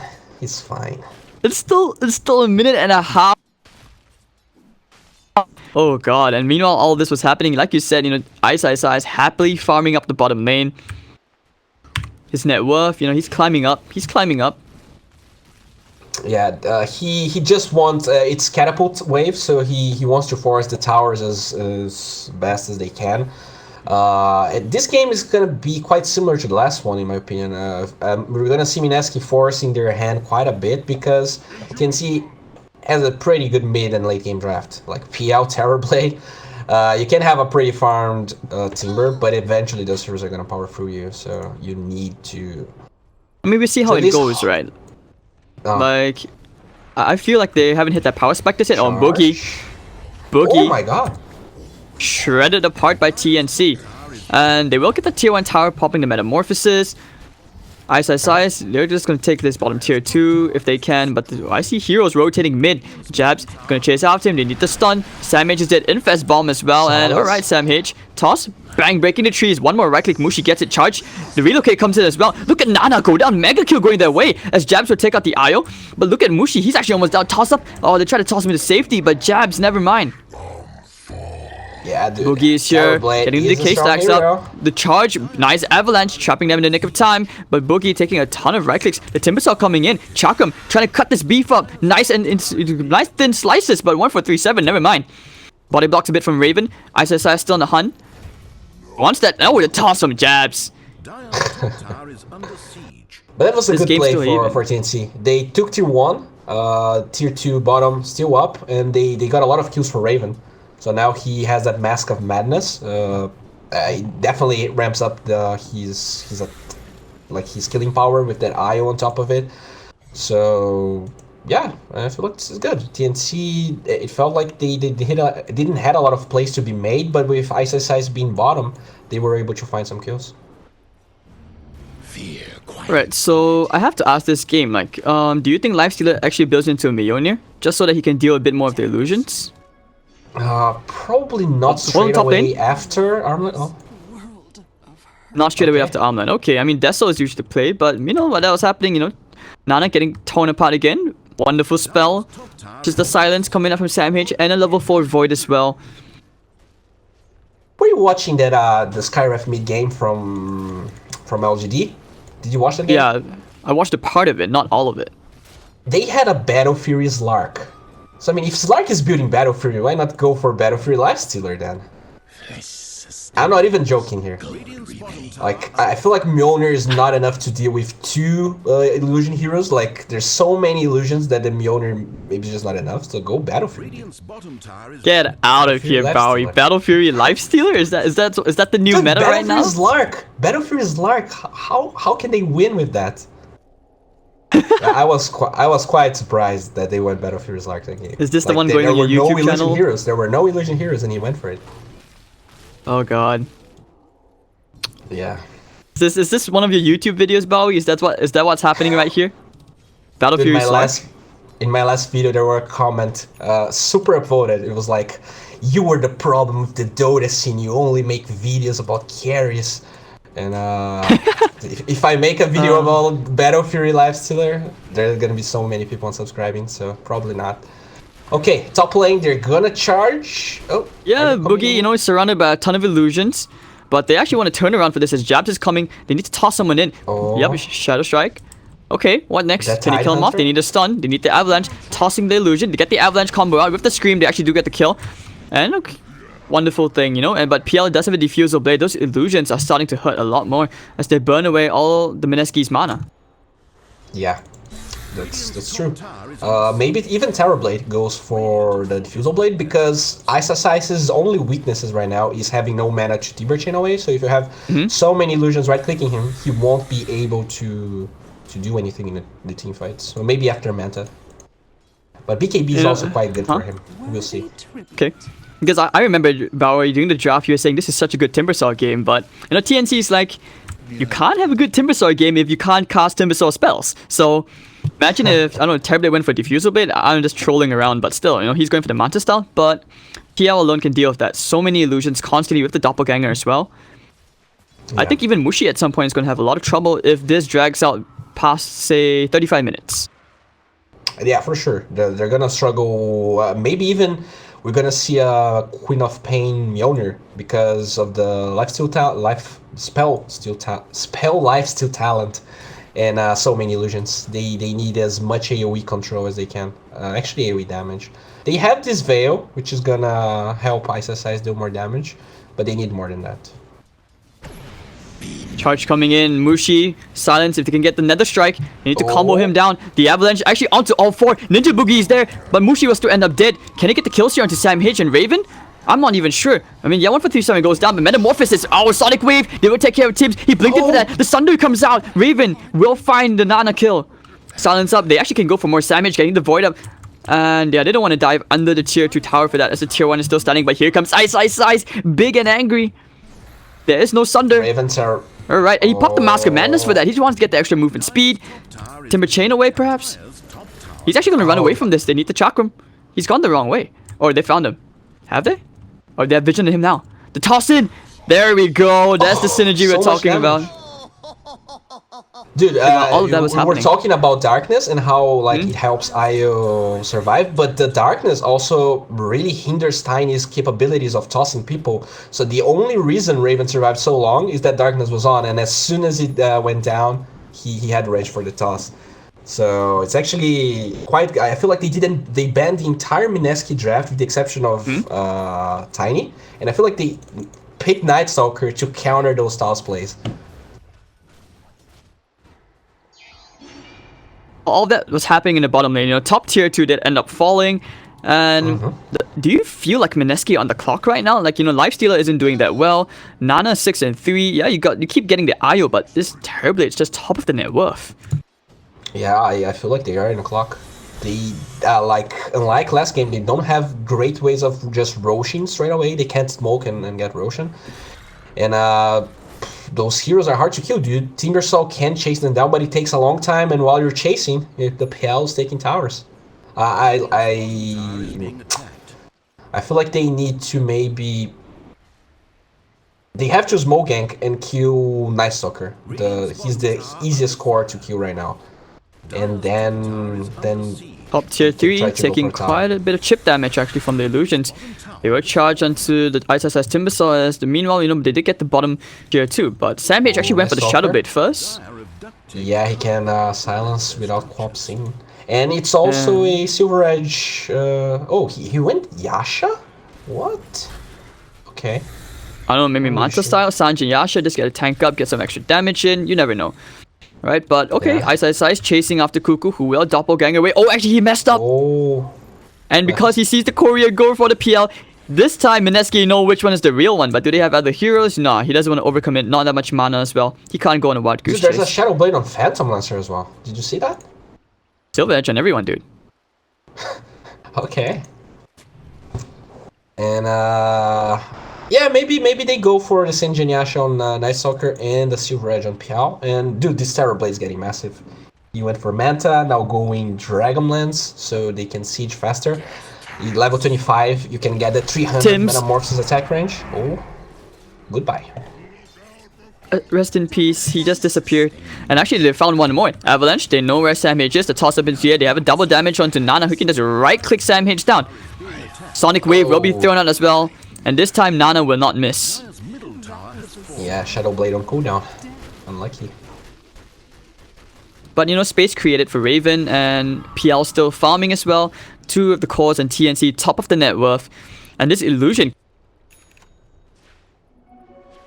Yeah, like it's even now, but TNC's draft makes use of gold way better than Mineski does. So even though it's even, I'm not sure Mineski would even win 5 versus 5 with the Terror Blade. So they... Oh, 1 4 3 7 actually gonna end up down to Timbersaw. Solo kill? Okay. Middle lane though, Jab's getting brought down by Cuckoo. So many illusions to blink away. They will take care of the tombstone. And they can still chase for this using the open wounds. But Ninja Boogie will probably end up dying here. The Chakra Mirror, they want to try and get in. But Ice. Nah, these illusions, man. Dude, PL is doing so much damage. He just shreds everyone. And that Tide Hunter just went down. I mean, the Undying with the... He can burn Mushi's mana and Timbersaw's mana right here. They are potentially setting up for it, but Cuckoo doesn't want to take the risk. Not under the shrine anyways. And... I mean, yeah, you said that they're so big, doing so much damage. I also said that, you know, TNC are putting Mineski on the clock. It feels like they've run out of time. He definitely does. TNC will probably have to mess up if Mineski ever, you know, gets those tier 2s, gets Roshan. They have Bloodstone on Timber. He actually got 2 charges, didn't die ever since. I'm curious to see Queen of Pains. So she's going for Lincoln Sphere, and it feels to me that they don't have enough damage, and they're not really solving those damage issues. Lifestealer going for Yasha, for instance. So how they're gonna kill those heroes? Yeah, they want to kill Cuckoo. The Yield Scepter is there. Do they have a stun? Actually, no, the Decay Never mind, doppelgangers away. They want to try and fight jabs using the illusion this time, but with so many heroes, Cuckoo will finally die. No jukes with the illusions today. Yeah, they were chasing the illusion, and Jabs even tossed the real one, thinking it was the fake one, but they got the kill. Okay, so that's good for them. PL, second in the net worth. Candy Roche. That's they have. Gonna try DD on that double Tiny. damage on Tiny. Yeah, but yeah, I think they should be able to do this. You know, they just need to break the Lincolns. They have open wounds. Why not? With the Deso as well, should fall decently quick. Without the PL, I don't think TNC are confident enough to take this Roshan. You can't give Roshan like that. They had such a great grasp in this game. Now with Aegis, probably on Cop, yeah. Purely for sport. It's not even about the Aegis. I like that Ice went for the BOTs this game so that he can actually clear with the constant top lane split push coming out from DNC. And now they can actually sort of group up. You know, Lifesteal is getting decently big. I still feel like he could have gone into Mjolnir or just even a Salqueras. I don't know, but he actually looks like he's going for a Manta. Yeah, okay, I can see why he goes for Manta. They want to dispel silence as well from the Night Stalker. Yeah, I agree. It's... They don't have any sort of dispels here. No Lotus Orb, Timbersaw. Oh, Timbersaw's actually going for one. But he wants it for him as well, so... Since he's split pushing so much. Okay, so mid lane here, they're maybe going for a push. Can they take... Yeah, they don't really want to fight with Cobb having Aegis. Just look at Cuckoo, dude. He's split pushing the top lane so often. Just forcing Mineski to play to TNC's pace because they understand that if they drag the game out long enough, Terrorblade's almost on an eye of Skadi. So you can tell, once this Terrorblade's big enough, Mineski probably don't have the heroes to deal with him, and even if they bring the Terrorblade low enough, because of how much HP he has, they're going to struggle, and he's just going to get a Sunder off onto Timbersaw. Now, that's how I vision this game going so far.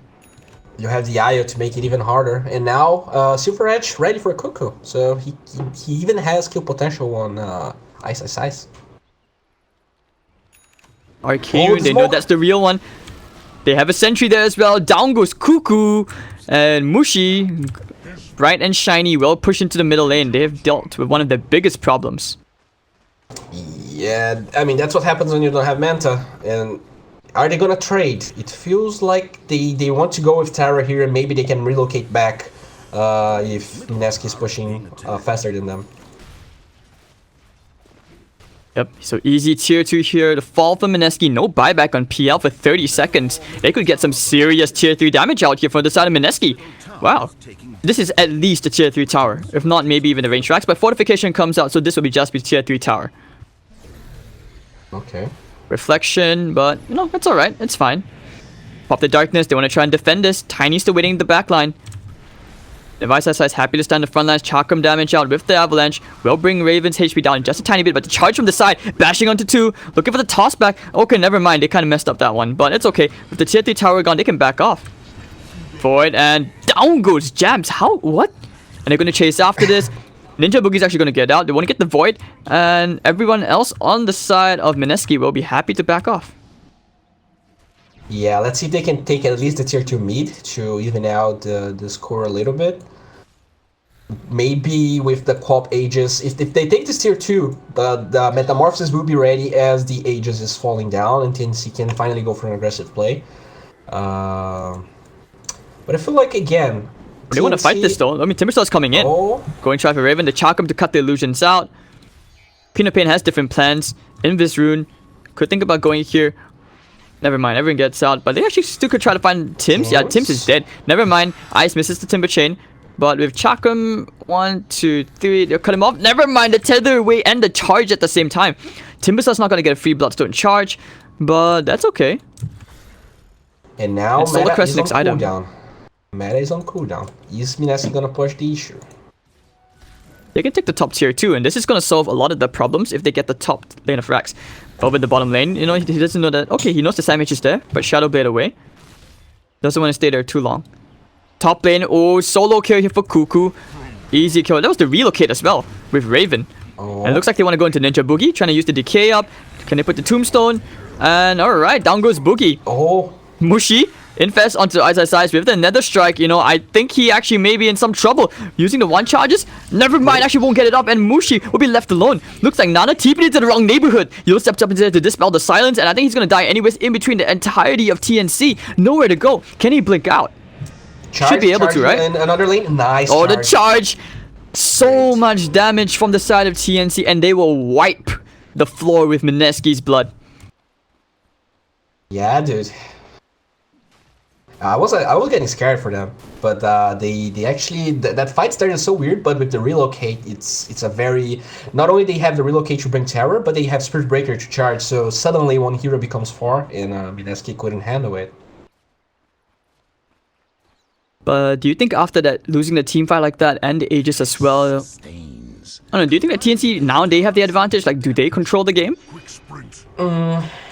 They actually do, because they didn't spend Metamorphosis in that fight, so they could go for the aggressive play. But hopefully they actually go for it. Unlike last game, it felt like we're playing. Yes, TNC has the late game, but it doesn't mean you shouldn't take those tier 2s. It doesn't mean that you shouldn't go for like use your Metamorphosis. They have DD on top of Metamorphosis. Wait, where's the double damage? Wait, there was a double damage there. Oh, it's on PL's. It's on PL's bottle. Okay. That's still a big item on him, and he's gonna get a heart. They will smoke up. But the Timber Saw is alone top. I really lane. like this. Oh, he's gonna Timber Chain away. They have to charge on the way as well.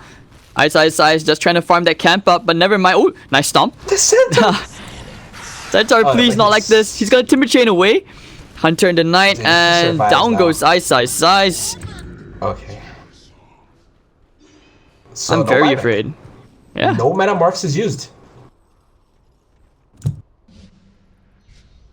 Afraid right now of a Mineski. I mean, I'm not complaining, because if this continues, TNC are gonna force the game 3. I'm not complaining for that. Yeah, me too. Well, all right, so they're going here through the mid lane. Top is well pushed. They can't take it. Sam H, he's found Ninja Boogie behind the tower. They have more than enough laying out the Tombstone and the Flesh Golem. They're gonna try and take out the Tombstone here, trying to keep it alive, but thank you for the 200 gold, says Cuckoo. Yeah. Man, those are big heroes which you need, but they're just not there. Yeah, there's tier 2 bottom, but I feel like they could take at least 1 lane of barracks here. Even with CIS alive, there's so much damage output. Wow, look at that tower. And going in for the avalanche right now. They're going to try and stall the push. Going here into rain, but the charge. Down goes Jabs. Immediate buyback. They want to try and hold the line, but Rage is about to expire. They can't even kill 1-4-3-7. Sonic Wave still won't be enough to bring him down. The Sunder comes out. And can they chase after Mushi? I think Mushi's dead for sure with the eye of Skadai. And down he goes. Triple kill for Cuckoo. This guy's a beast. 1 lane of Rax, you said. Bowie, 9. It's going to be 2. It's gonna be 2. They went super. I mean, you have to contest the push straight away, but they didn't have all heroes, and when they die with no buyback like that, then they're just gonna lose even more. I feel like they had to go for the play, honestly, because as time goes on, their draft is just weaker and weaker against TNC, and it feels GG. Almost like, oh yeah, they just called GG. Damn, 30 minutes.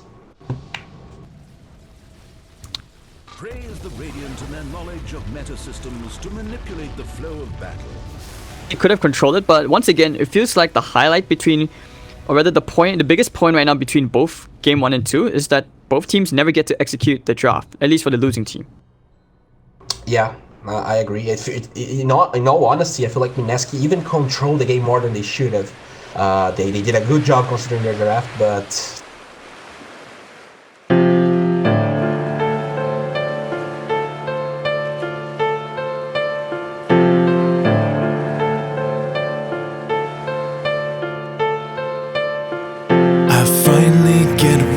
you've been saying. Now that we're knee deep side by side, the storm clouds are circling above us as we struggle against the tide.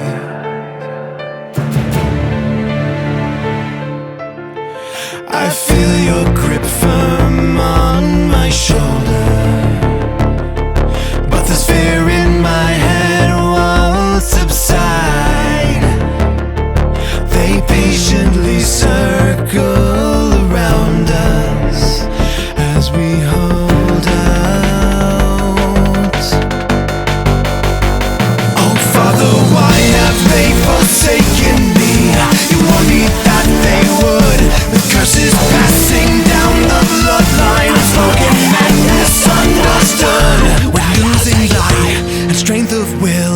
darkened depths beckoning still, and we hold on against the tide.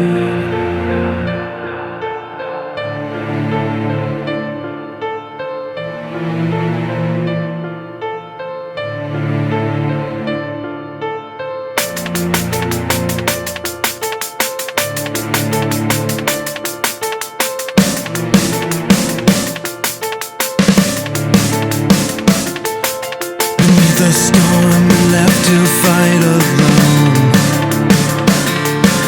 Remember, son, you're reaping what you've sown. Under the waves and sinking like a stone. I'm sorry, son, you're reaping what you've sown. Beneath the storm left to fight alone. Remember, son, you're reaping what you've sown. Under the waves and sinking like a stone. I'm sorry, son, you're reaping what you've sown. You're reaping what you've sown.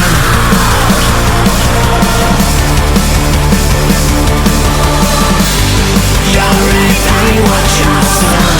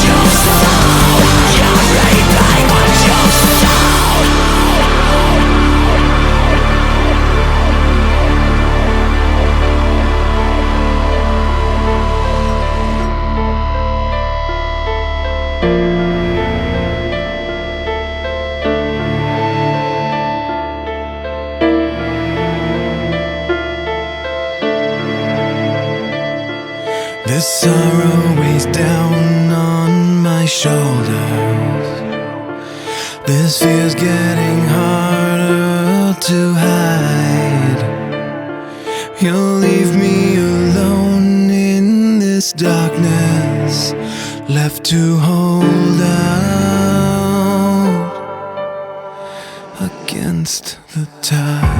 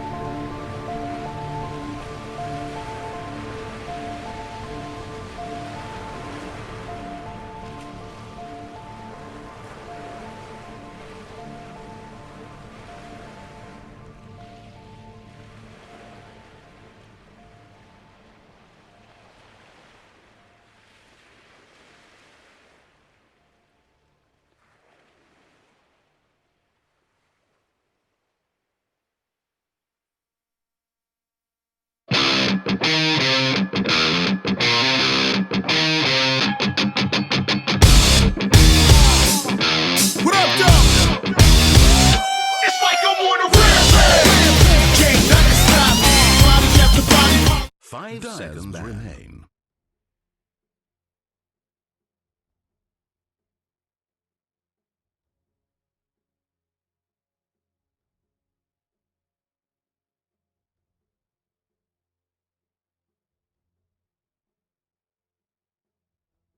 Only 10 seconds. Radiance ban. Dire's ban.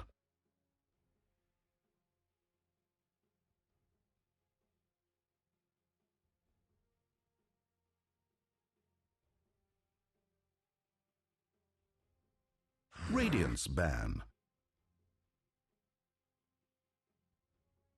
Dire's ban.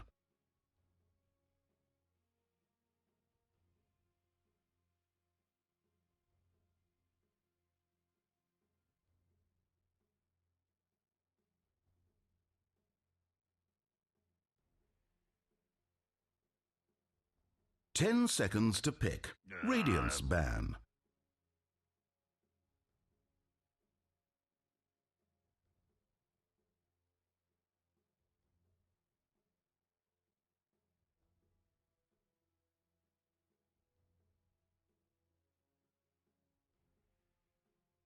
Only 10 seconds. Dire team are now picking.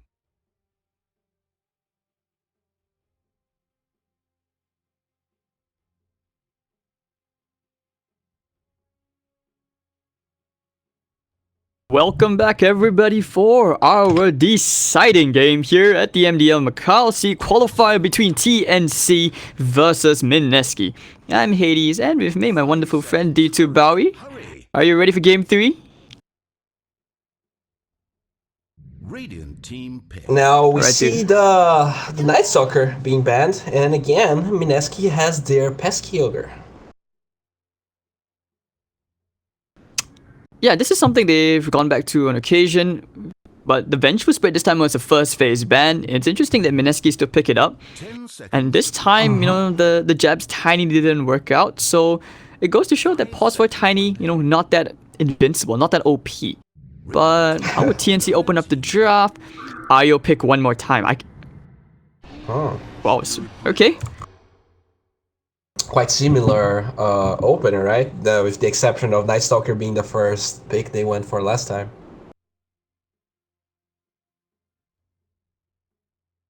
It seems like, you know, if you have a winning strategy, why bother changing it? Right? If anything, it's Mineski who have to figure out how to play against it.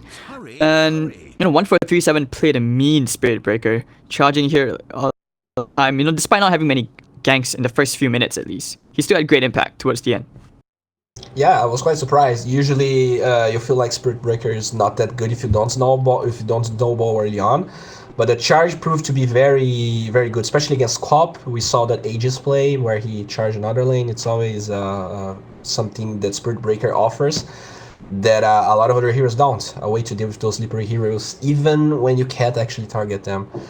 As you mentioned, the Ogre being picked even though Venge was banned, I feel like in that draft, they had Tidehunter Tinker, so it feels to me Mineski doesn't really care about like buffing their, like it's fine if you have a hero that can make use of Bloodlust, but they want this buffed Ogre that just annoys everyone in the early game, and they go for the Tinker straight away, huh? To Io, that's interesting because they're, you know, if relocate, you can still summon deal Tinker across the map at crucial times. And I mean, the second pick the Tinker, this is very risky. I don't know. I'm not sure about you, Bowie, but I'm not a fan of the Tinker pick too early on. It feels very 5 seconds remain. Yeah, I mean, I said the same thing in game 1, but Mineski played so well around the Tinker, so maybe they know what they're doing here. At the same time, even though Tinker can be weak against Io, Tinker can also burst Io quite easily, so that's something to remember as well. But he's against Spirit Breaker this game, and he was not against Spirit Breaker game 1, so that can change things as well. They didn't have Spirit Breaker game 1, right? It was... Yeah. It was... I don't remember their sports. It was... But Spirit Breaker does pretty decent against Tinker during the laning phase. You know, Tinker doesn't have an escape mechanism which he can use during the lanes, and when he's still building up to BOTs, he still can be quite vulnerable even before he builds into a blink. But you know, TNC, like you said, they a bit afraid. The last time you said Ogre and Tide in Mineski won game 1, but Tidehunter pick coming out, and I said Tidehunter ban coming out, so they're afraid of it for good reason as well, of course. Yeah, it's just such a... when you have Tidehunter Tinker, you can push so well. You usually don't think of Tidehunter as a pushing hero, but when you have March behind the Tidehunter, it's so hard to contest the push. Even though you're doing it slowly, it's also pretty... There's no risks involved, so that's always pretty good. And now we're gonna see the last ban coming from TNC here. They had Tidehunter, Venge, Ogre, Tinker, and what was the offlane that game? I'm sorry, what was the other support? For game 2 or game 1? Game 1, because we saw TNC banning all the draft. Game 1. Oh, that was a tiny. Oh, it was Lifestealer. It was the Lifestealer. Oh, you mean talking about the carry? Okay, yeah. They had Lifestealer for Mineski, right? Yes. Yeah, so they did the same thing. They actually banned a lot of heroes from the draft, from the ideas they think that Mineski is going for. That's quite fascinating for TNC. I was thinking about something, because you know how we mentioned in the previous game that Ice Timbersaw was the counter to the illusions? What if this game, if Moon gets a very good start, Nana, if he gets a very good start, he can actually snowball into an Axe real quick. Tinker against illusions, he is the counter. So I can see why they would consider picking that up very quick into IO. And okay. I mean, I also want to point out that, against Mineski, it goes to show, even in the C region, everyone's been talking about how Mineski is the powerhouse of C at the moment. But when you have teams like Fnatic and TNC, they're proving that this is not the case, as we are seeing game 3. And TNC could very well take this after what we saw in the previous game. Yeah, especially now with the Nyx, another hero that makes it quite hard for Tinker to do his thing. But maybe the Tinker is a bait. They're baiting a lot of Tinker counters, and they go for something completely different now. Something that makes use of the Ogre.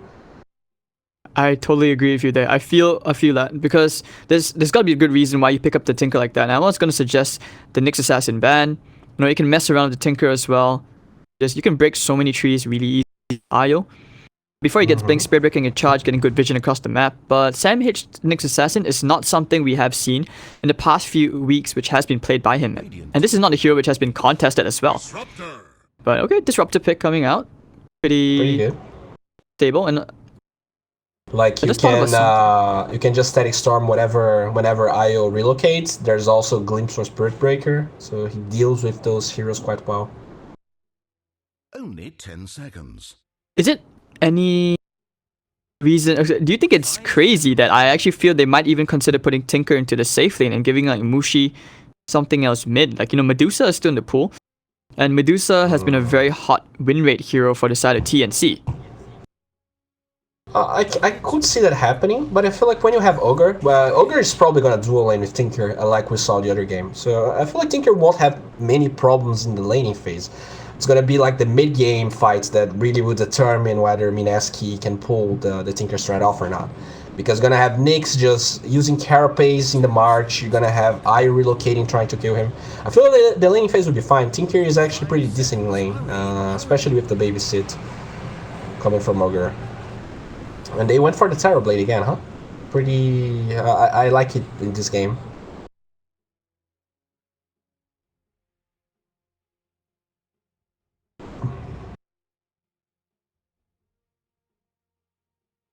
Tinker still offers quite a lot to deal with this Terrible Illusions. It's one of the heroes who can help defend the push by himself as well, with that global farming presence. Pretty much suits Mineski's game style, because they like to group up early, take the early objectives. Tinker, giving them that option. And okay, Sven coming out. I really like the Sven. Okay, why do you like the Sven? Is it because the cleave alone, or what else is there?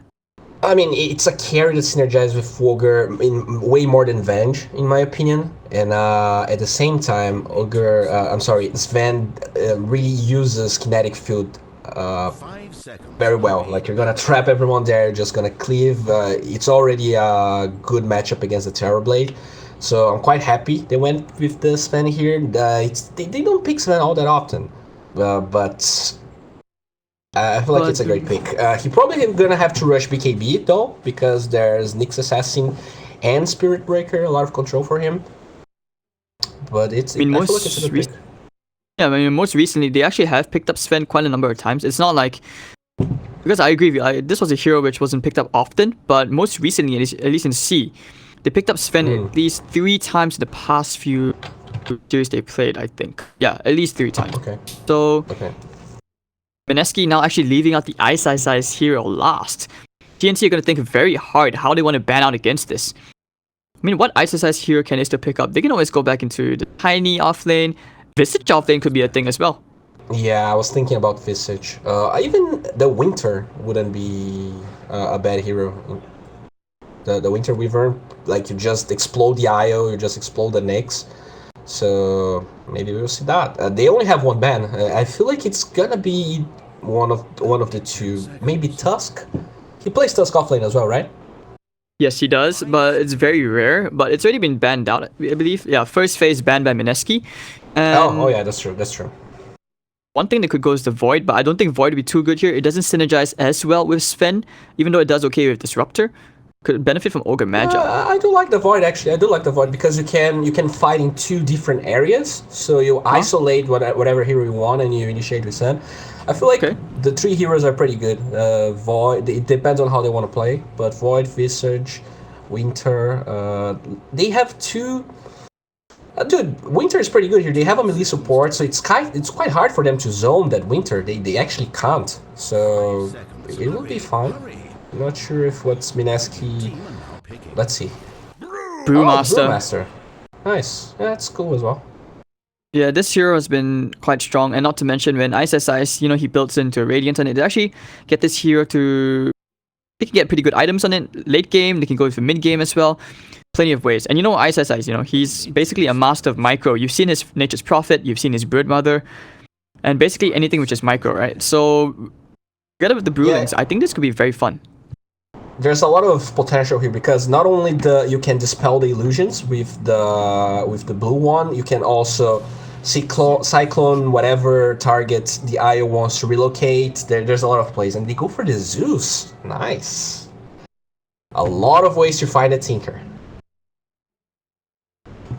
Especially with the eggs. Yeah, and especially with this hero, like you said, the eggs. Nimbus is a Tinker's nightmare. I'm not even kidding, it is the ultimate nightmare. I hate Nimbus.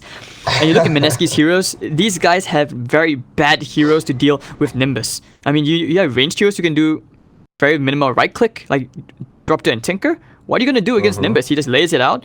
And if you try to go on it, you're going to meet stuns, you're going to meet like the Spirit Breaker charge, all that. Yeah. Yeah, again we see kind of a hard lane for Raven. Like Brewmaster deals pretty well with those low base damage heroes. They're gonna miss a lot of right clicks. So I'm curious to see how they're gonna lane this.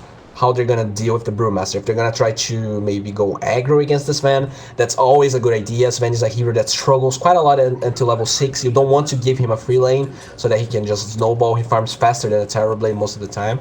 But they're sending Raven bottom, so maybe they're predicting an aggro try coming from Mineski, or maybe they just could be because if you look at Mushi's items, he's gone for a Salve and Tangos. This does indicate an aggro tri lane, and like I said, they like to put some level of emphasis at least on CIS getting a quick level 6, because they know that if you get to quick level 6, they can take a lot of very, very heavily commitment fights with Primal Split. So we'll see where this goes. Raven already breaking the smoke. They found him. Raven, no! Not like this. And the Raven will be shot down. First blood going to Jabs, however. And they ping out, say bing, bing, bing, bing, bing. Everyone knows the entire Mineski is here. Raven, well, I can't say nothing of value was lost, but okay, first blood going to Jabs. He can buy boots. Yeah, that's pretty good for him. He's gonna be quite happy. Let's see if they can at least get. It's gonna be a 2-for-2 bounty trade, so there's not so much value out for Mineski. But I mean, you don't want to be first blooded as a carry. So for sure, it's not a good feeling. Sad. No. Alright, so are they going to try? Nah, they're too far away to get the bounty rune. But anyways, Mushi will be heading back to the top lane. Yeah, he just wants to be able to stay in lane a lot longer. And alright, so who are you rooting for this game? I know you've been rooting for Mineski since game 1, but I have to ask again, would you favor the Mineski draft or TNC draft? I mean, if we're talking draft, I'm gonna favor Mineski because it feels like they go for these Tinker picks and they're like, oh man, Tinker's gonna struggle. But Tinker is never really the star of the game. They have this Tinker, he's doing a lot of stuff, but he's not a position one like we see a lot of times, like from teams like Navi. Usually when Denji's playing Tinker, he is the only core that matters, and that's not the case from Mineski. So I feel like they're gonna be able to get the benefits of Tinker without relying so much on him. Gonna try to go here into Jabs. They have the heroes. Did they get the tether slow? I don't think so, but Jabs is taking a ton of damage. And they have to realize that against the Sandmage Neeks Assassin, okay, one more Storm Hammer coming onto Tim's. But not Jabs, you don't want to get too close to it. They're actually going to charge under the tier 1 tower for this with the Orb of Venom. And of course, Tim's giving him that extra move speed. One more hit. Yes, it will be enough. And Mushi cannot do anything. Ninja Boogie's going to come here as well to get a 1 for 3-7. Tim's does not have any more regen. And this should be another kill. They have the Mango for the stun, but Tim's will end up dying to the creep wave. So meanwhile, Tim's did get the TP out, I think. Yeah, he TP'd straight to the bottom lane. And alright, 1 for 1 trade.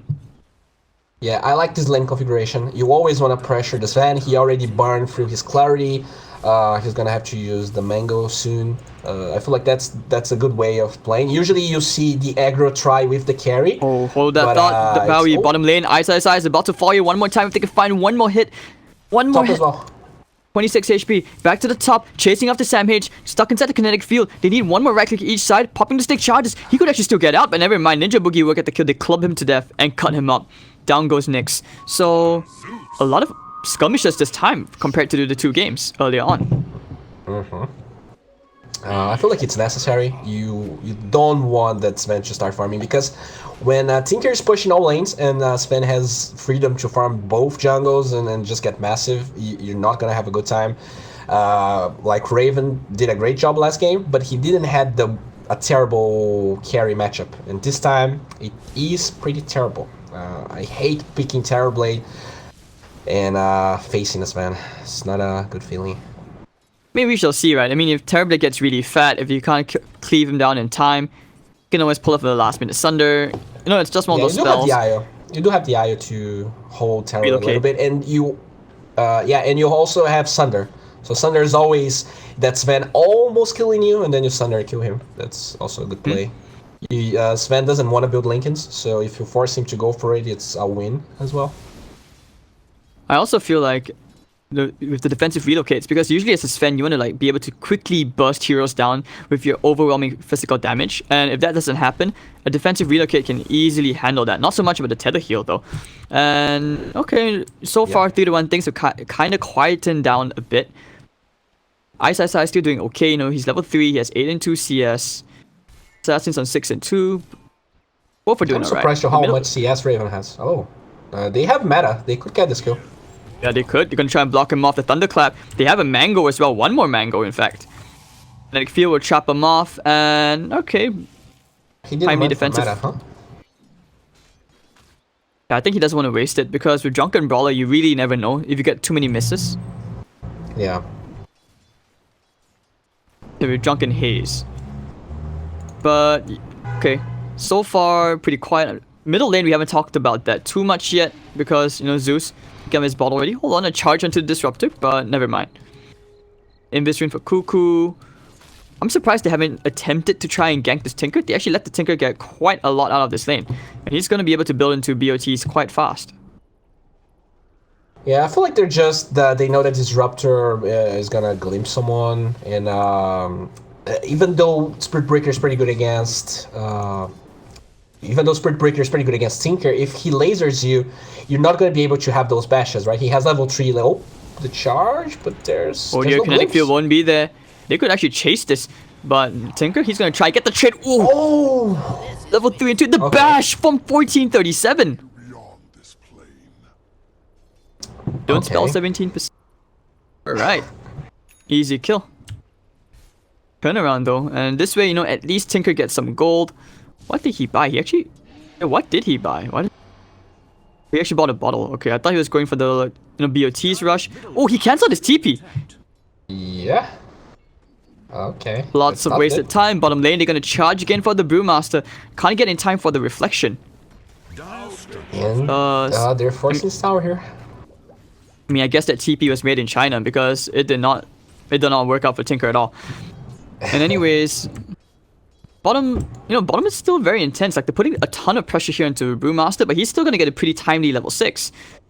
Same for Nyx Assassin, but he is behind in terms of EXP. Yeah, they try lane for a little bit, so that's quite expected. But Nyx is also getting, I mean, quite a bit of CS. Sven now kind of afraid in nighttime. Hopefully he has Bloodlust to work with, so he can farm. Reflection and the charge. Can 1437 get himself one more bash? The taunt again. He's like, see ya later. Bye. Next time they have the shrine to go back to as well. Yeah, one thing that a lot of people don't notice is that the clap, how's it called?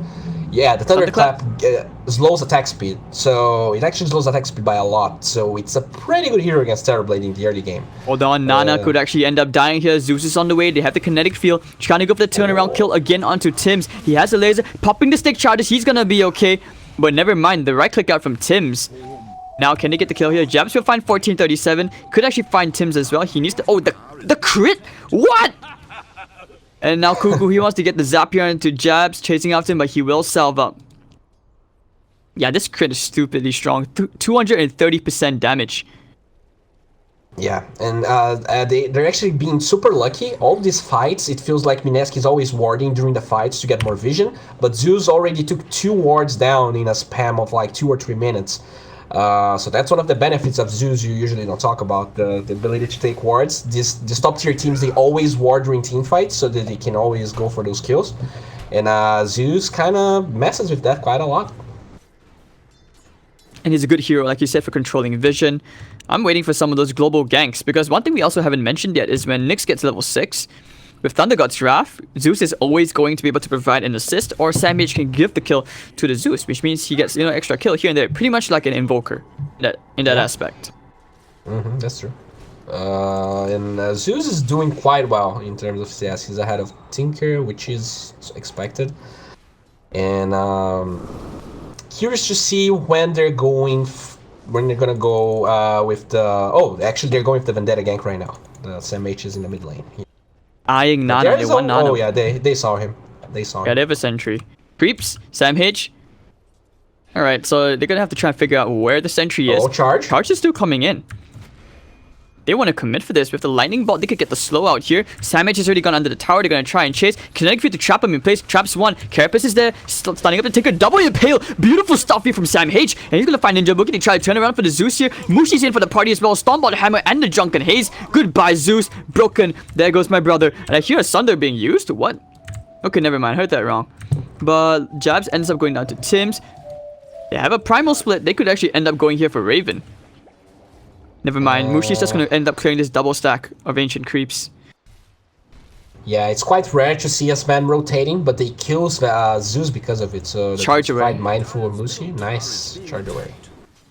Samh could still end up going to a regen rune, or even 1437 could pick that up. Casual regen. And you know what? I really like Raven. He TPs to the top lane. He sees that everyone is like in the Ancient area. And okay, I thought he was gonna pressure the tower, but anyways, he can farm this area kind of uncontested since everyone spent TPs to go for that fight, so that's always good as a carry. And they kill Tinker. Yeah, like you said, now he's pushing this tower top, or he's trying to put some pressure onto it. They do get the Tinker snipe again, and we already mentioned from the draft, this is an extremely hard Tinker game. Look at all those counter picks, and Tims, not like this. Oh, the tether away! Never mind the glimpse. Oh, there was glimpse, yeah. Yeah, he was dead anyways. If he got away from that, that was like, I don't know, one super MVP play.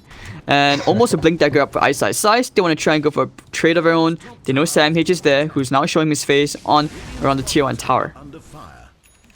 Yeah, they're pretty much gonna trade towers. There's no TP ready for Raven, and maybe with a relocate. But they don't have relocate, so that's gonna be a trade of towers in my opinion. Right, so 8 to 6, 9 minutes in, they should be able to get this tower. Popping the God Strength for this huge commitment. The charge coming in from 1437. They pass by an Invis rune as well. Boogie will actually get the stun in the nick of time. Cuckoo will get the Invis rune. Behind the tier 1 tower, Samh looking for the stun. And getting the impale. Never mind, nice sidestep from Nana, but the lightning is coming out. You cannot run from heaven. Chase, and down you go, getting 1 kill. Primal Split's gonna be used, trying to find Tims at least.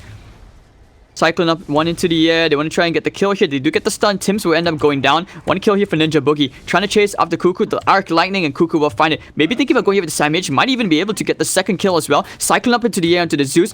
Ice. Thunderclap gets one kill. Charge is not coming in from the back. I want for 1437 and together with Cuckoo. Can they actually get the trades here? Thunderclap still on cooldown for a bit. Here comes Mushi. Stormbot Hammer. Only onto 1437. Oh, the taunt away. Never mind. You cannot taunt him like that. Not like that. Cuckoo gets the double. And Mushi will have to back off. He doesn't want to be anywhere near that. And while that was happening, Raven just free farming the top lane. Easy. Yeah, he's getting a lot of farm. Considering he was against a Brewmaster, I'm quite impressed with his level of farm right now. And he went for the early Hood of Defiance, huh? You rarely see that, but against so much burst, magic damage, I guess it's gonna work. He can farm the jungle without losing any HP now as well, so that's a bonus. Alright, so he's gonna clear this big ancient stack. Oh, EXP. Craigasm. Yeah, easy for Mushi. Blink Dagger almost up as well. There's a shrine they can use. Tinker needs to try because sea gangs behind tier 1 towers are perfectly normal. Stormbot Hammer comes in, Cuckoo goes down, 1437. Static Storm trapping them both. Do they have enough damage? Never mind with the lasers. Mushi gets a double, probably gonna find a third. The Glimpse back and they will give this away. Yep, Ninja Boogie actually takes it. So 3-4-0. Big team fight there from Mineski and a huge overcommitment there for TNC. Yeah, they didn't know about the Ice Blink Dagger, so when they were diving, Ice blinks on Zeus, and he didn't have range to cast his spells, and he never ulted, never used the Lightning Bolt. They didn't kill anyone. That was so unfortunate. That 100%, 100 move speed Zeus trying to land his spells felt pretty bad. They didn't have relocate as well, so maybe they were just they just overstepped their boundaries a little bit there. So just like that, this game after that, you know, the Gold Swing just went straight down. 3 heroes and whatever narrow advantage that TNC had, now Mineski's. And you don't want to give that away, especially to a Sven. Because Sven, you know, he has like an inbuilt Battle Fury, right? He's supposed to have the net worth advantage because he can farm up so quick. But what do you think? Like, we haven't seen Terrorblade really do anything yet. I know you said he picked up the Hood, but would you not prefer a Dragon Lance on this hero since it does give you extra survivability? I mean, I'm not gonna discuss with Raven. He plays a lot of Terrorblade, but if I was playing, I would probably go for the Dragonlance. There's a lot of burst damage though. It's 300 damage from the Thunderclap, a lot of damage from the Thunderstrike. There's like Ignite, the Stormbolt. I can see why he's going for it, but yeah, I don't know. There's 2 Blink Daggers on Mineski now, and if TNC just farms passively, they're gonna get ganked. You see Mineski smoke ganking right now. Did they see the smoke? I saw the pings come out. They seem to have known about the Mushi smoke coming up. Well, whatever smoke comes out, Ayo is just dead, and he's gonna pick up that bounty rune for his trouble. So consolation prize. Using the Brewlings. Oh, they found the Terrorblade all the way inside the trees, cycling up into the air. Never mind. The stun is there. Stun. Keep alright. Raven. Trying to run into the trees, the kinetic field, trapping him to the static storm. There will be no Sunder today, sir. Not today. Not today. And Ice. They will find themselves a very big, very big kill. Yeah, so they didn't commit meta here. I would like to see TNC going for an aggressive play straight after Raven respawns. They're gonna have this Arcane Rune on Zeus as well. So they have. Oh no, they don't have the Arcane Rune. Cuckoo needs to get out of here. Times like that, you know, if you're Ice, you will miss that, or rather you wish you had a Yule Scepter, I guess, but he's still happy with that. He's going Midas, dude. That Brewmaster's gonna be buffed. And alright. Yeah, it gets pretty hard for TNC now, in my opinion. If they don't start getting kills, start getting map control, because Sven is just way better than Terrorblade. If you're even in farm, or if Sven is ahead, you're gonna have a bad time. And he went for this Hood that doesn't really address the biggest counter to Terrorblade, which is Sven. So I would like to see them go for an aggressive play. There's 50 seconds on Brew Split. Brew Split is the cooldown they can abuse right now. I mean, here's the answer that you were asking for, because it looks like they want to try and get this tier 1 tower. But okay, Metamorphosis will be popped as well. I hear a charge. Who's it gonna come onto? Onto the Brewmaster. Doesn't have Primal Split. Gonna try and zap him down to get the stun. Can it chain stun down with the Net Strike? Down goes CIS. Kinetic Field only trapping 1 for 3-7. Get the stun up as well. They need the laser. Where's the rocket? Okay, laser will be there. So down goes 1437. They're gonna chase for one more. The glimpse back. They actually know the Nyx Assassin is there. And the March, this will pretty much deter the push long enough. Carapace trapping up Tinker. Looking for a stun perhaps. Oh, missing it. The stun. And alright, they will cut down the Nyx Assassin. Static Storm's gonna be there onto Terrorblade. Looking, oh, Reflection coming out, quite a fair bit of damage. And Nyx Assassin's still alive? How is he still alive? No way. Okay, he will finally die. And Nana trying to run out from this. Juke under the trees. Jabs needs to try and save his core. One more hit. Down he goes. 4 heroes dead. TNC have found themselves a big opening. Looking for Jabs as well, but this way, 4-for-1 trade. You know what?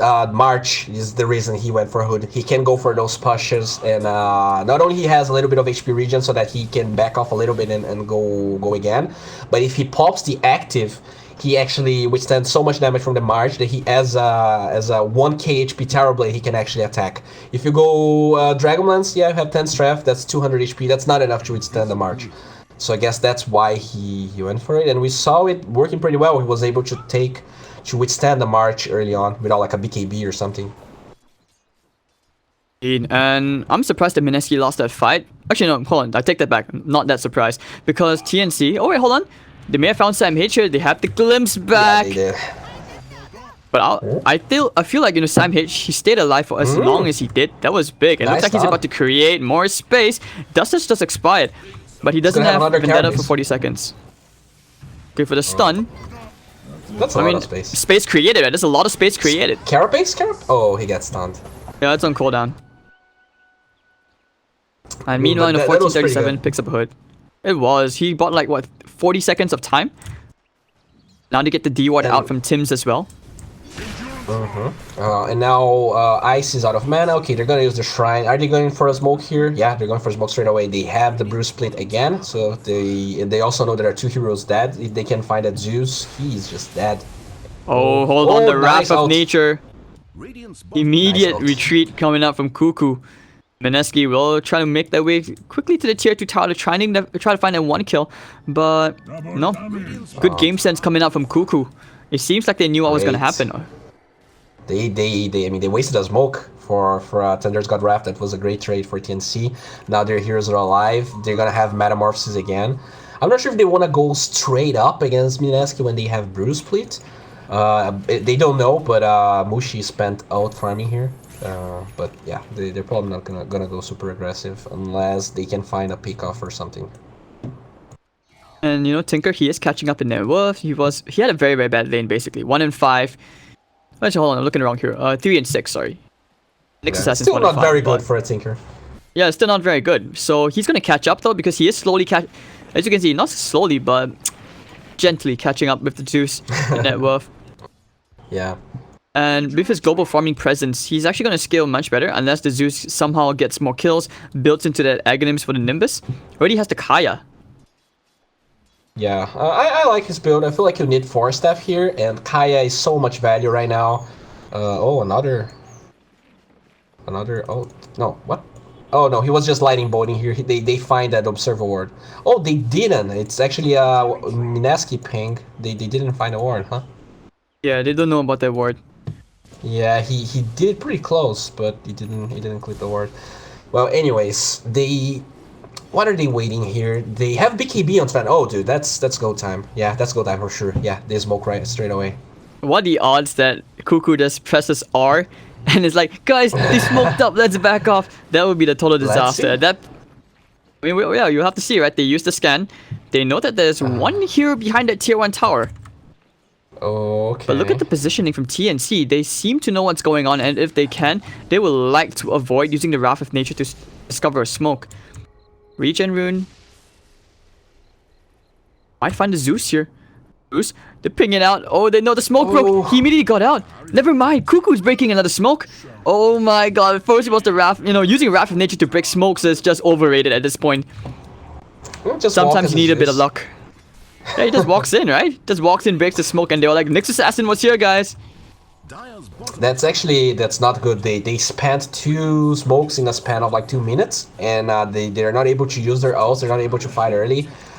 Sven went for BKB, so he's not farming as fast as he would usually want to have. But I feel like they're gonna go for a push here.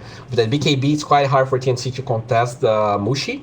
So let's see if they're gonna trade towers in the bottom lane. It feels like Raven. Yeah, he already backpacks his TP. They want to defend. They have Alright, so I think they can do this. They have the charge coming in. Onto Mushi. Are you sure?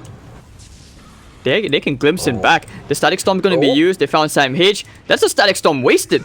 But once again, space created from Sam H. He will go down. And here comes the rest of TNC coming in. Big damage being done. Primal Split's going to move out. They cycle up the root terribly to there.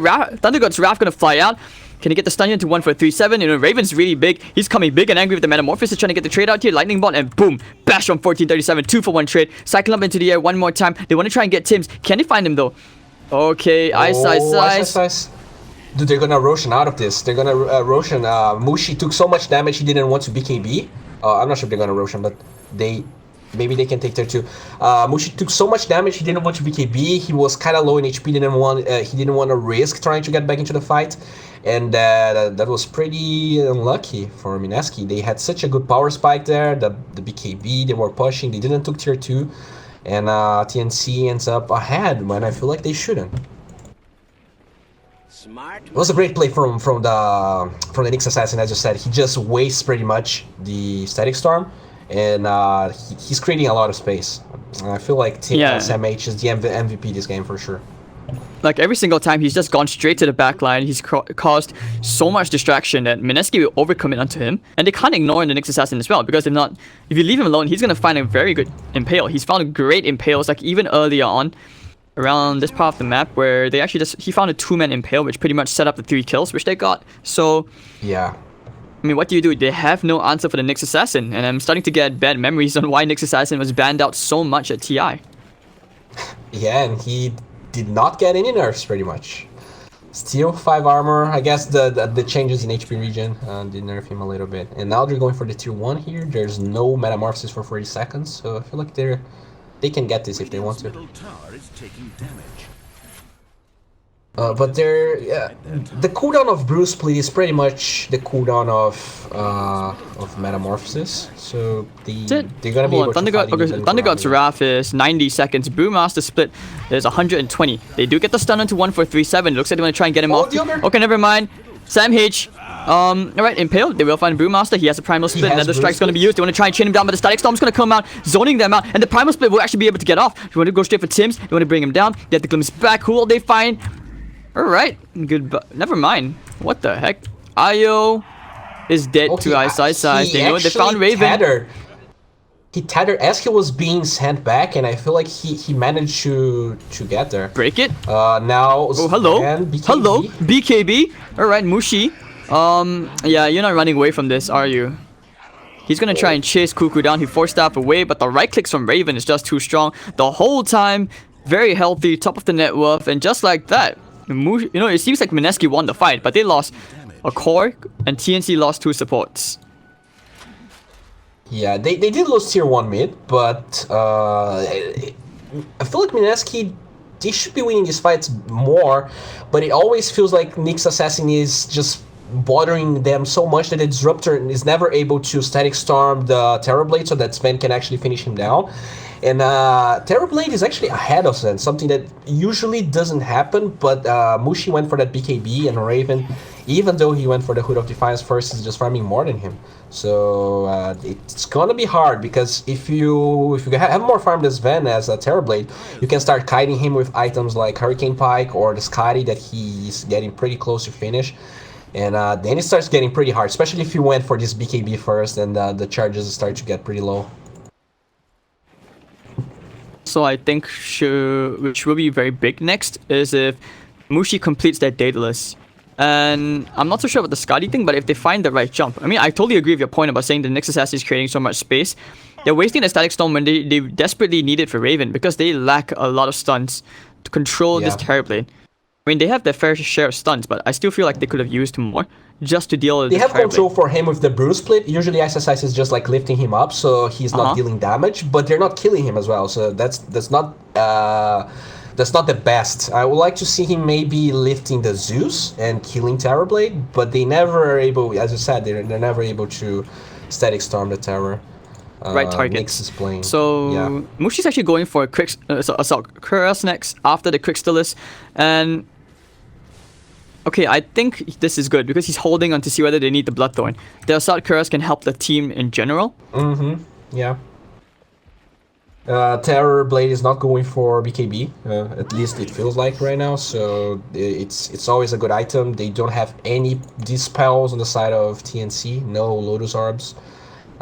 So it's always it's always good to be able to go for Blowstorm, especially because in the late game Sven starts lacking mana. There's this Nyx assassin just mana burning you.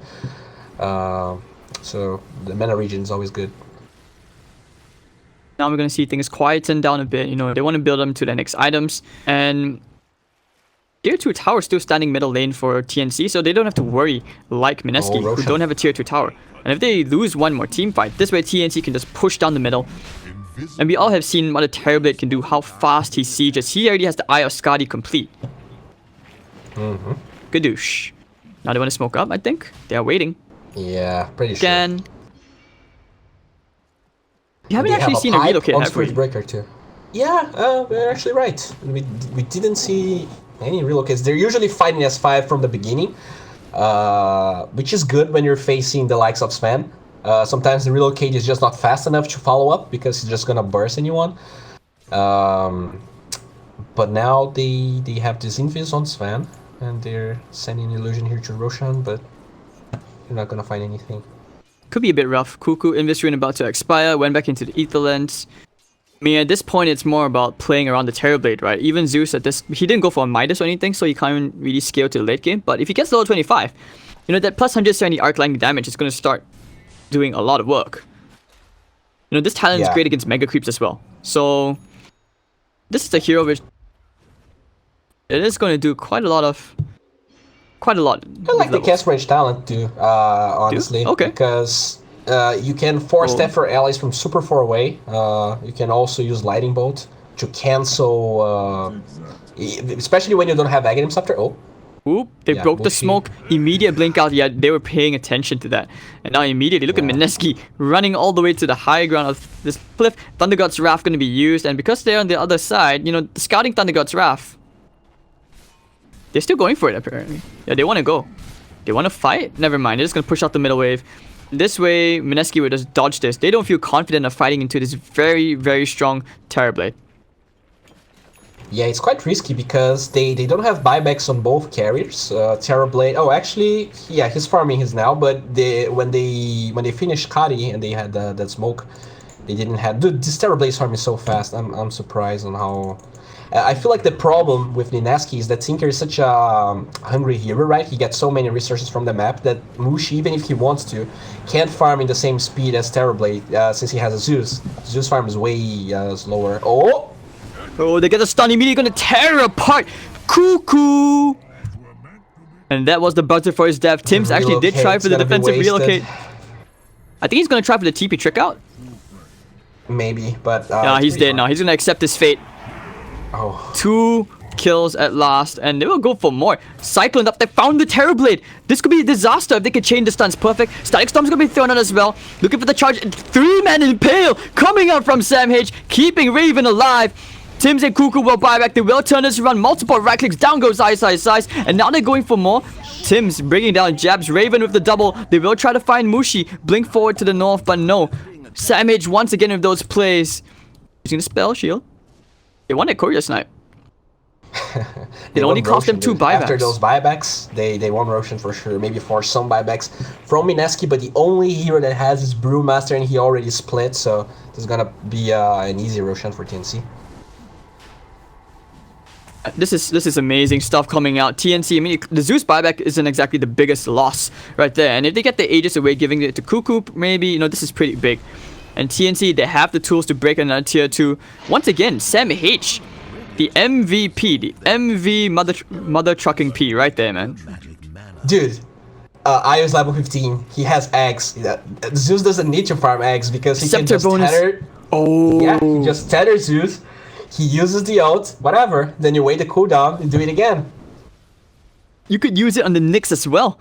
Yeah, he was Super burrowed during that Roshan. Yeah, I saw that. I was like, but he doesn't have an eggs. And then now that you reminded me, okay, get the Carapace. The reload kit's coming in right on top of Moon. Nice. Are you afraid of the dark? You should be. So just like that, they get themselves a very nice pick off. We see a line here being drawn by Terrorblade. What is happening here, Bowie? I mean, we're gonna see some great stuff coming out. I mean, people always mention 7.07 making Dota fun. I don't know. I feel like IO eggs, TNC are onto something here.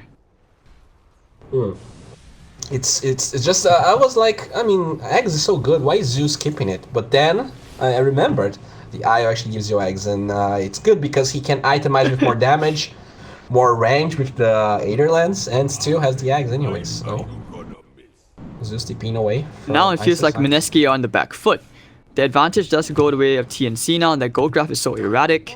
And despite having all these spells, these team fight spells, they are so worried because TNC are beating them in a draft which is supposed to be played to their advantage. Yeah, this is. I'm not gonna blame Nana here, but this is just the effect of Tinker in general. He gets so much resources from the map, and I feel like in the normal games, Sven definitely has the advantage. But Mushi just doesn't have many places to farm, and he's also afraid of that Spirit Breaker, the relocate. So he's not playing as like a normal Sven game, right? He's playing. Oh, okay, Invis Rune. Let's see if they're gonna. It's very difficult for them to try and make anything happen here. You know, Tinker has the eggs, so maybe if they pick the right kind of fight, you know, then that's big for them. But they haven't been able to control the vision as they would have liked. She's still hiding. Yeah. They don't have vision as well. I don't think they. Oh, this could be big because they don't know about this. Yeah, but they have BKB on Terrorblade. Primal Split's gonna be used, jumping straight to the back, but the Blink Juke! Raven's gonna try and man-fight Mushi, but the Nether Strike's gonna be used onto Mushi, and he will have to run away from this. Samich will get glimpsed back. They have a sentry there, but will Samich end up going down? No, no, no. Raven says, "You're gonna fight. Come on, fight me!" That's right, we go for the Earth Brewlings, and looks like we might end up dying here. Can they take care of the Fire Spirit first? Yes, they can. And now they can take care of the Earth Brewling. Down it goes, never mind, missing the stun just barely. And Ice has had to blink out. They found in Lightning Bolt as well. Can he make his way to this time in the shrine? Nope. Down he goes. Raven will pick that up. Dude, just like that, they can go high ground. There's no Primal Split, no God Strength. No BKB. They have buyback on Brew, but does it really matter? The charges coming in just to buy some space. Look at Raven go to work on this tower like a Lego block. Stun comes out. Down goes Zeus. Instant buyback from the Brewmaster. They have to try and fight this, but look at the Tinker. If the Tinker dies here, this could be it. Never mind. Oh, Where's the one more hit. Where's the Nimbus? Lasers, man. Lasers. Sam H gonna be still kept alive by the Tims. Now they get one stun onto Cuckoo. Charges coming in. The Static Storm comes out, but pushing them out. Oh dear. Looking for the lasers. Never mind. Raven's gonna hold his ground. He can't even get the Thunder Rub almost. And he will end up dying. And Mineski hold the high ground. Sam H, do they have a stun? Do they have anything? Looking for it. No, the Stormbolt Hammer's not gonna be there. And neither does Ninja Boogie have the cast range. Gonna cost them 2 for 1, which was the Brewmaster buyback. I don't know, dude. I feel like they overplayed their cards here. They wanted to zone everyone so that Raven could attack the tower, but there was no God Strength. The Brewmaster was dead anyways. Yeah, they had the Aegis, but you know, Zeus is not a hero that really soaks a lot of damage, so they just like thrown the Aegis away. Zeus was badly positioned. At the same time, you don't want to tether Zeus so that he can use Nimbus because you want to save your Terrorblade. And at the end of the day, I'm not sure they're gonna have to buy back on Raven, but they give Mineski time to breathe. And Mineski is a great team, dude. You don't want to give that to them. But here we are, I mean, 35 minutes in. TNC and Mineski still neck for neck, fighting for a clear advantage in this game. This feels like Mineski have not been as dominant, seeing as, you know, it was the same against Fnatic as well. They were 2-0 up, but lost 3-2. Now here we are again, against another C team, TNC, and they're struggling 1-1. Yeah, one thing to point out is the Tinker went BKB. You rarely see that, but he feels there's no real way to deal with those heroes without BKB. He has no choice, right? Because with all these lockdown spells, even with the Nyx Assassin as well, you need to go for the BKB. So much needed item. Actually, he looks like he may get hunted down here. There was an arcane rune popping in. He's gonna try and blink out. He needs to blink out one more time. The laser's gonna fly out with the lasers. Can he get it out? Oh dear. He's actually gonna escape from this. Looking for a turnaround. The charge is... Oh, wow, Nana getting Tims. He's gonna die. He's gonna die. Blink away. They're trying to save him. They can't save him. The Drunken Haze is going to be there. They're going to pop the Primal Split for this. Has TNC just overextended. Mushi taking care of Cuckoo. They're going to find the third. The Glimpse back.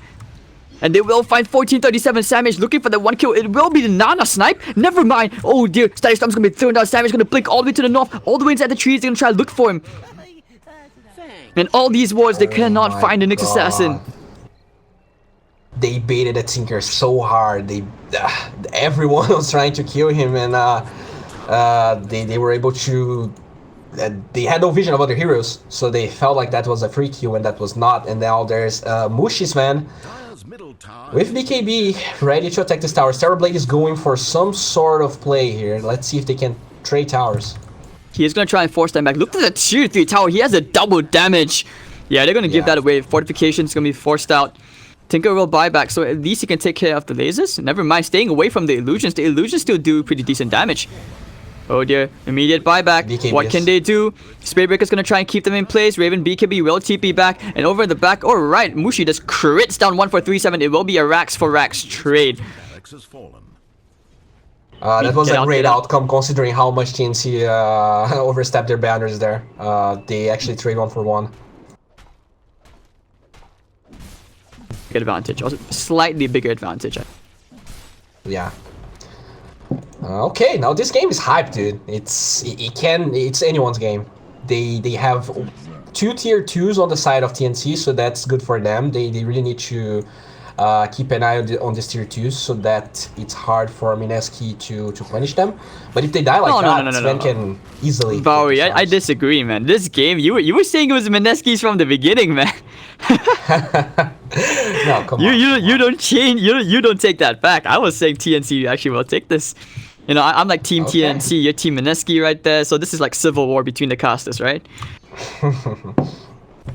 I would like to see more Nimbus being used. We saw that one when they started chasing Tinker, but they didn't went for it quite a lot. Now going for Lincoln Sphere and Zeus, Terrorblade going. I really like the Hurricane Pike choice. I feel like he needs. Gonna chase here. The charge, the glimpse back. They're gonna try and save the Zeus. Wow, 1-2. Down he goes. Can they kill Raven? They pop the BKB. They have to kill the Terrorblade. Kill the Terrorblade. Never mind. They want to go straight for Tim's first instead. 1-2. He also goes down. Mushi with the double. The Impale onto 3. BKB up from Nana. Can they go and try and get a couple of kills here? They are looking for the Cyclone up into the air. Have they found the Terrorblade? There is no buyback on Zeus or Io. This could be it. The Stormbolt Hammer flies in. Can they kill Raven? He has a Sunder. The chain stuns. Can he do it? Once again, the triple stuns. Oh no, Mushi's dead. And once again, Samage with the plays. Alright, there we go. And immediate TP out from Nana. Mineski have overstepped their boundaries one more time. Samage, the hero of the day. They will find the Brewmaster as well. Brew gonna get stunned up. Sam God, right there, man. Sam God. How many times did he get 3-man impales? Oh, they're gonna find Jabs as well. He has no TP. He's dead. Yeah, he's dead. What? Oh, what a disaster. Raven. Roshan is up. No buyback on 2 heroes for Mineski. But I'm not even sure if they go Roshan. With Io being ready, maybe he can heal that Terrorblade and they can take bottom lane. Maybe they just force buybacks and then go Roshan. There's a lot of plays on their belt here. Nana's trying to cut the creep wave, but this creep will die. Yeah. And it's okay, you know, another creep wave is on the way. Oh wow, you talked about saying that this game is so hype it can go anybody's way. I don't think any of us saw that coming. It looked like Mineski had the perfect jump onto T.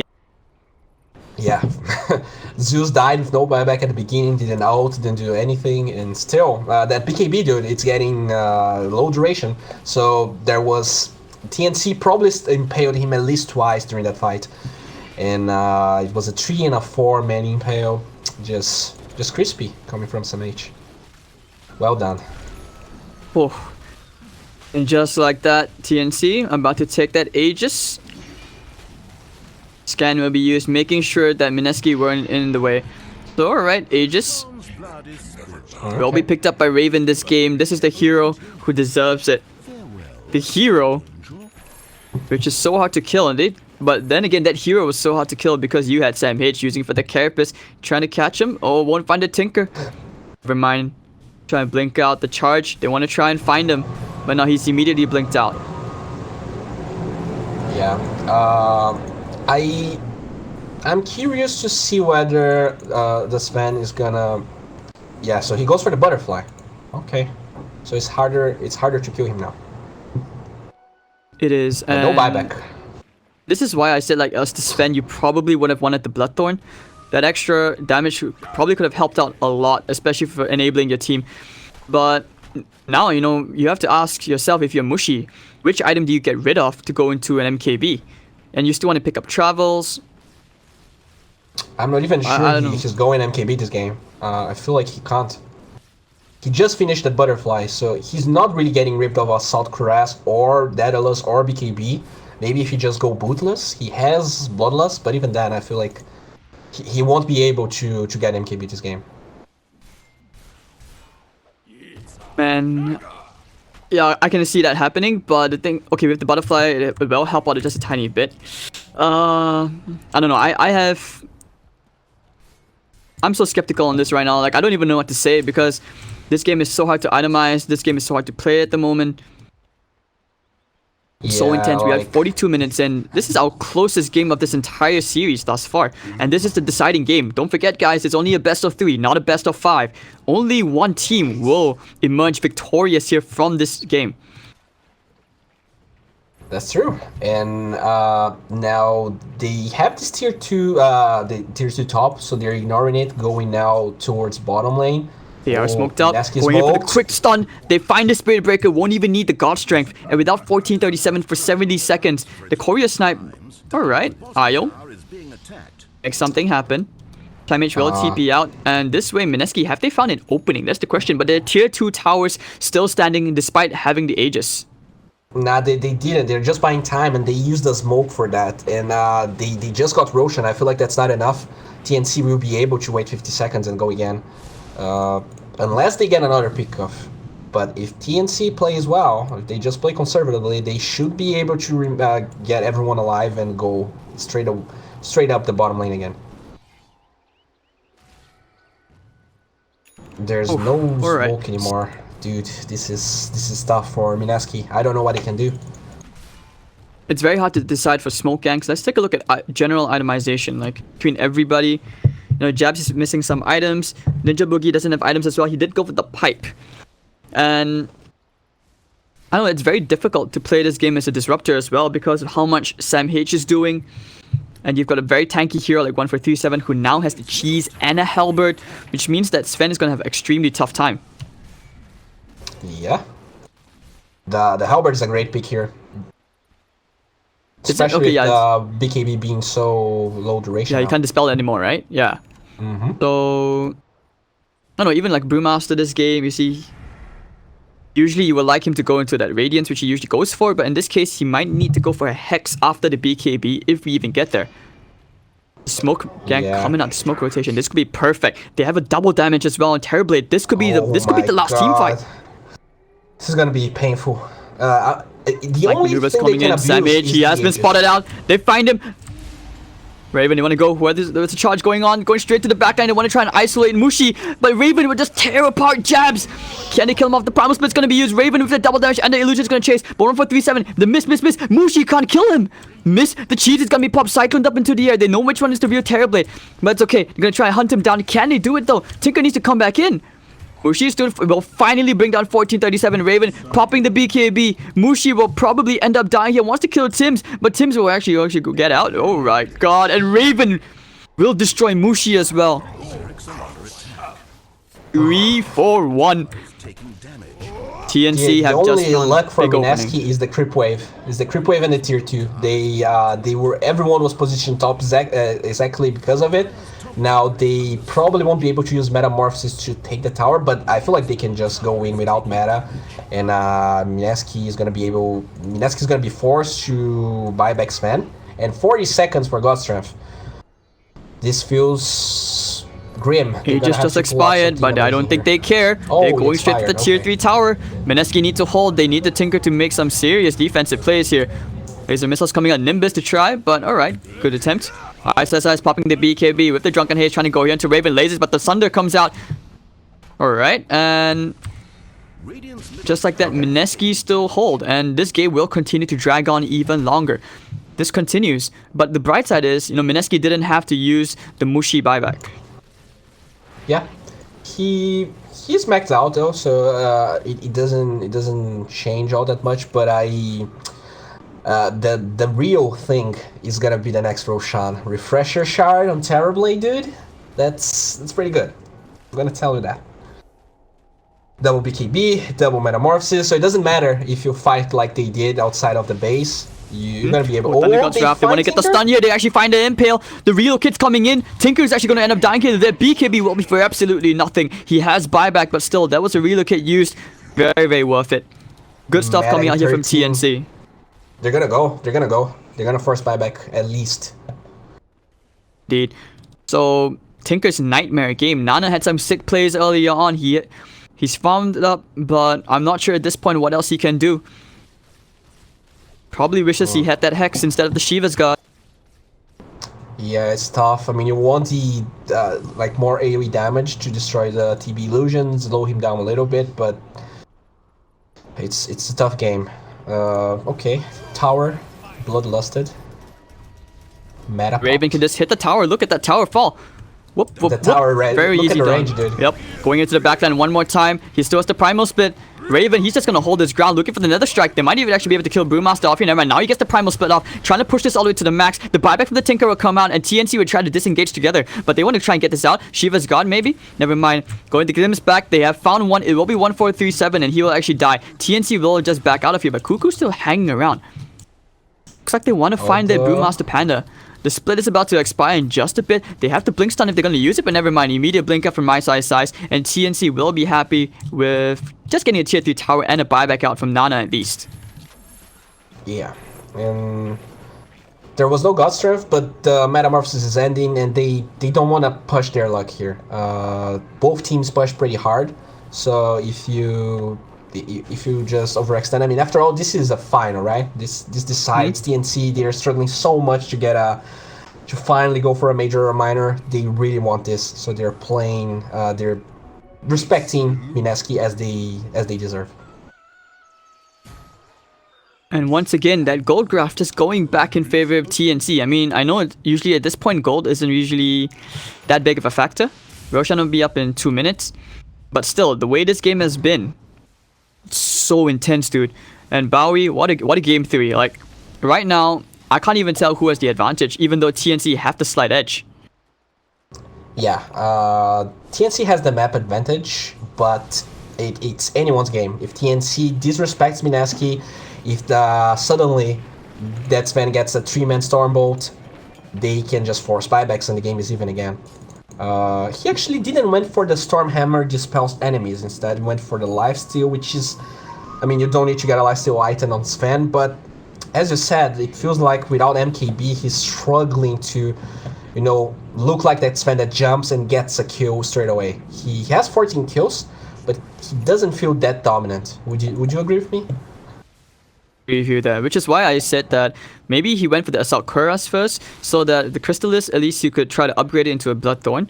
So this way you kind of enable everyone else, and you just want the utility silence as well onto the Terrorblade. Like, you know, BKB cooldown, so BKB durations are extremely short right now. 5 seconds, you could have waited that out instead of going for a full commitment fight. So I don't know. I mean, it's always up for debate, and it's just us casters speculating, but I know, I still hold my opinion on that. So TNC, they're just going to play around this next Roshan, which will be up in 30 seconds. And Mineski trying to Glimmer Cape in, looking to scout things out.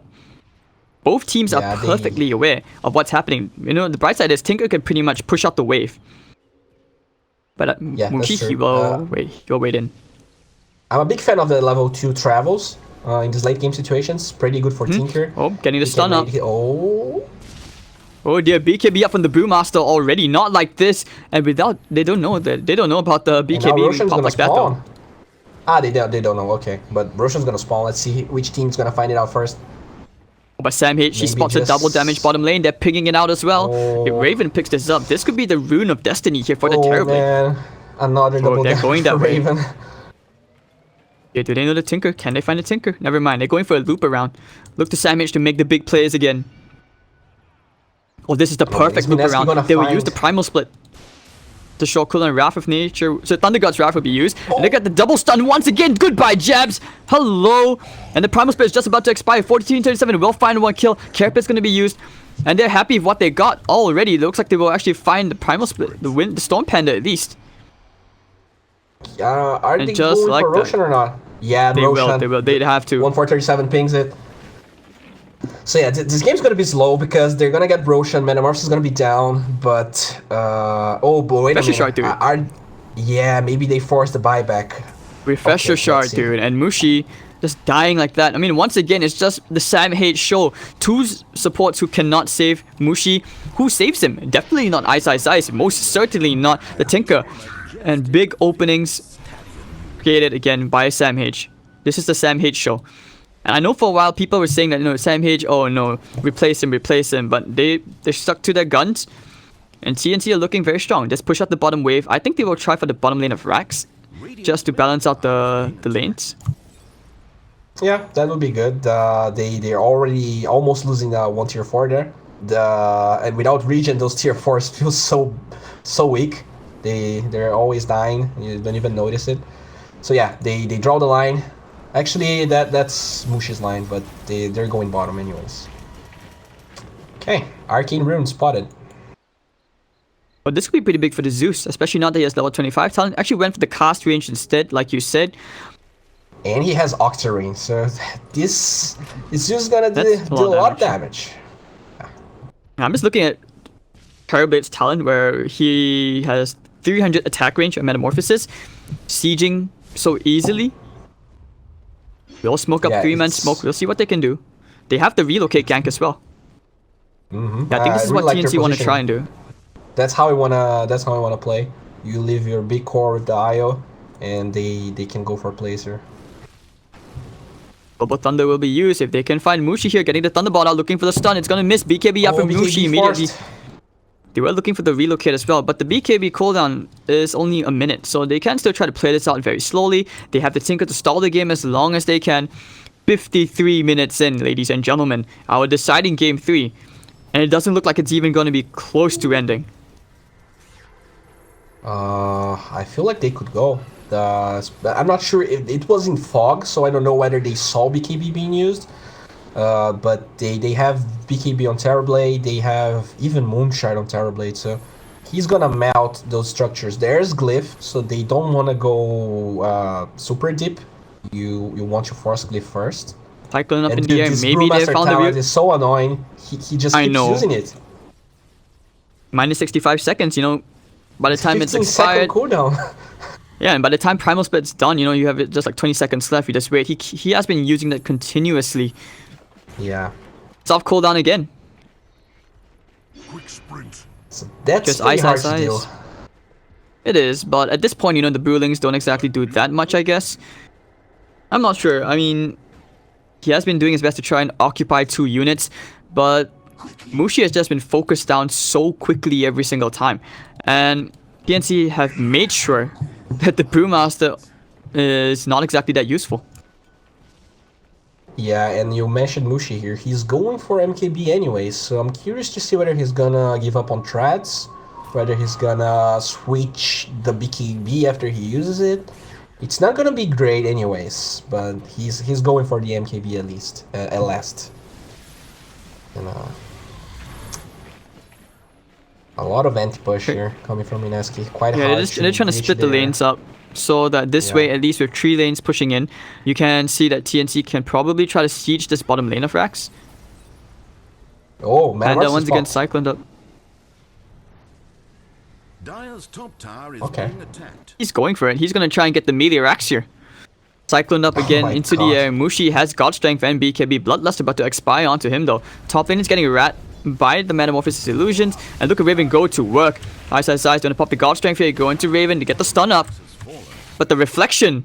Dire's top tower is Oh, really? Alright, so the defensive relocate out again. Close They go up. straight to the Nice. fortified. Very nicely done, and he's gonna be okay. He has a Sunder. He could Sunder one hero. BKB gonna be popped. Yep, they use the Sunder onto Mushi. The BKB is gonna be popped. And just like that, they just get out. And he's straight back to the bottom lane. They've taken the melee. They've taken the range. One lane of racks down. The Rat Dota is real on a whole new level from TNC. And Mineski have no idea what to do here. What a play, dude. They don't even use Aegis for that. That was such a good relocate. Oh, refresh a shot. They want to go back for round 2. They're going in again. He pops the refresh a shot. This time he has the Scott. There's no BKB, no God Strength. That's great. They get the courier snipe as well. Oh man. This could be a disaster. TNC look to break the curse. They know that there's one hero on top, which is Sam H. Ninja Boogie will be there. You want to try and catch at least one hero. I don't know if this refresher shard, honestly. They're not going immediately here. But look at Mushi, his BKB has already been popped. The God Strike is coming off cooldown. But still, alright, looking for another strike over the top lane. Looks like they found Nana one more time. Glimmer Cape to save this Tinker. Don't forget Tinker.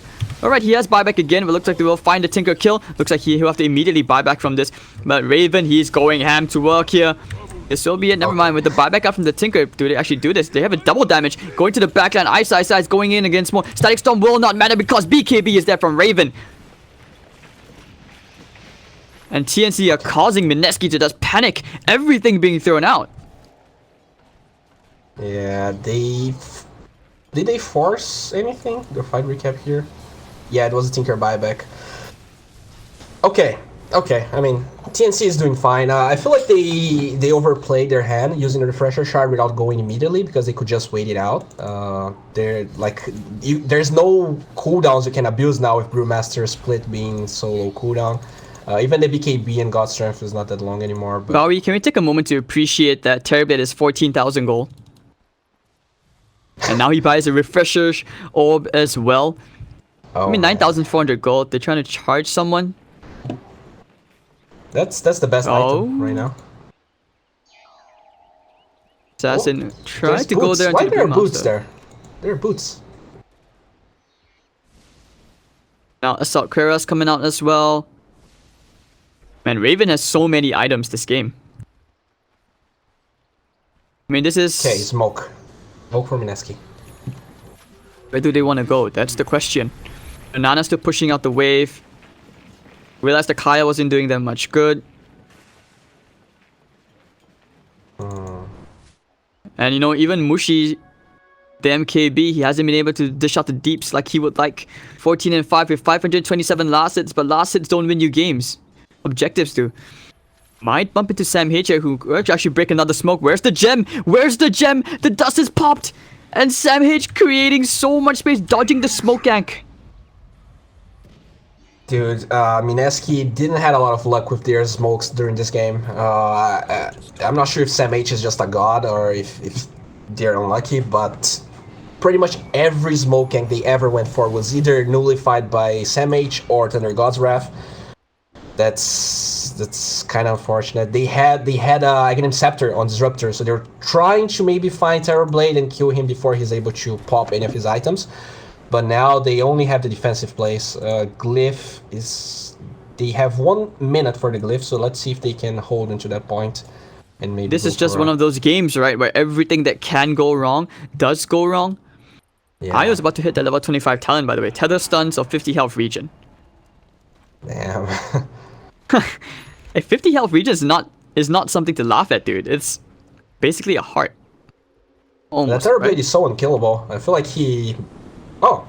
Yeah, I feel like he's gonna go for the stun, but we'll You have to get the Carapace stun up here. They found the Tinker! Oh no, the Tinker dies here! He has no buyback!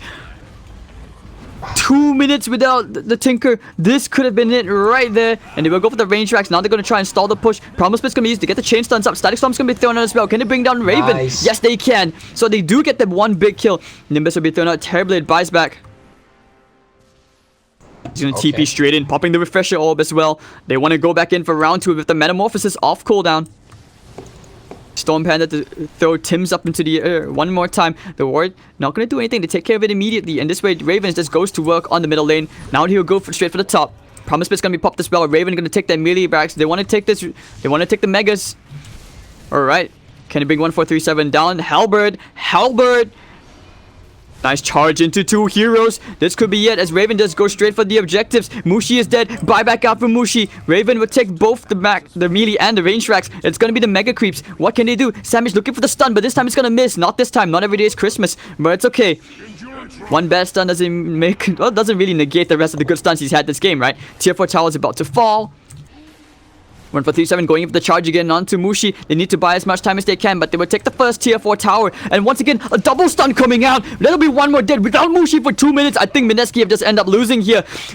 TNC, have they just do it? Yes, you can hear the chants. TNC, they will be your C representatives at MDL Macau as they beat out Mineski 2-1. A series coming out here from TNC, and most definitely what a performance here coming out from Sam H. They played so well. I mean, congrats to TNC. I mean, I was doubting the Terrorblade, but Raven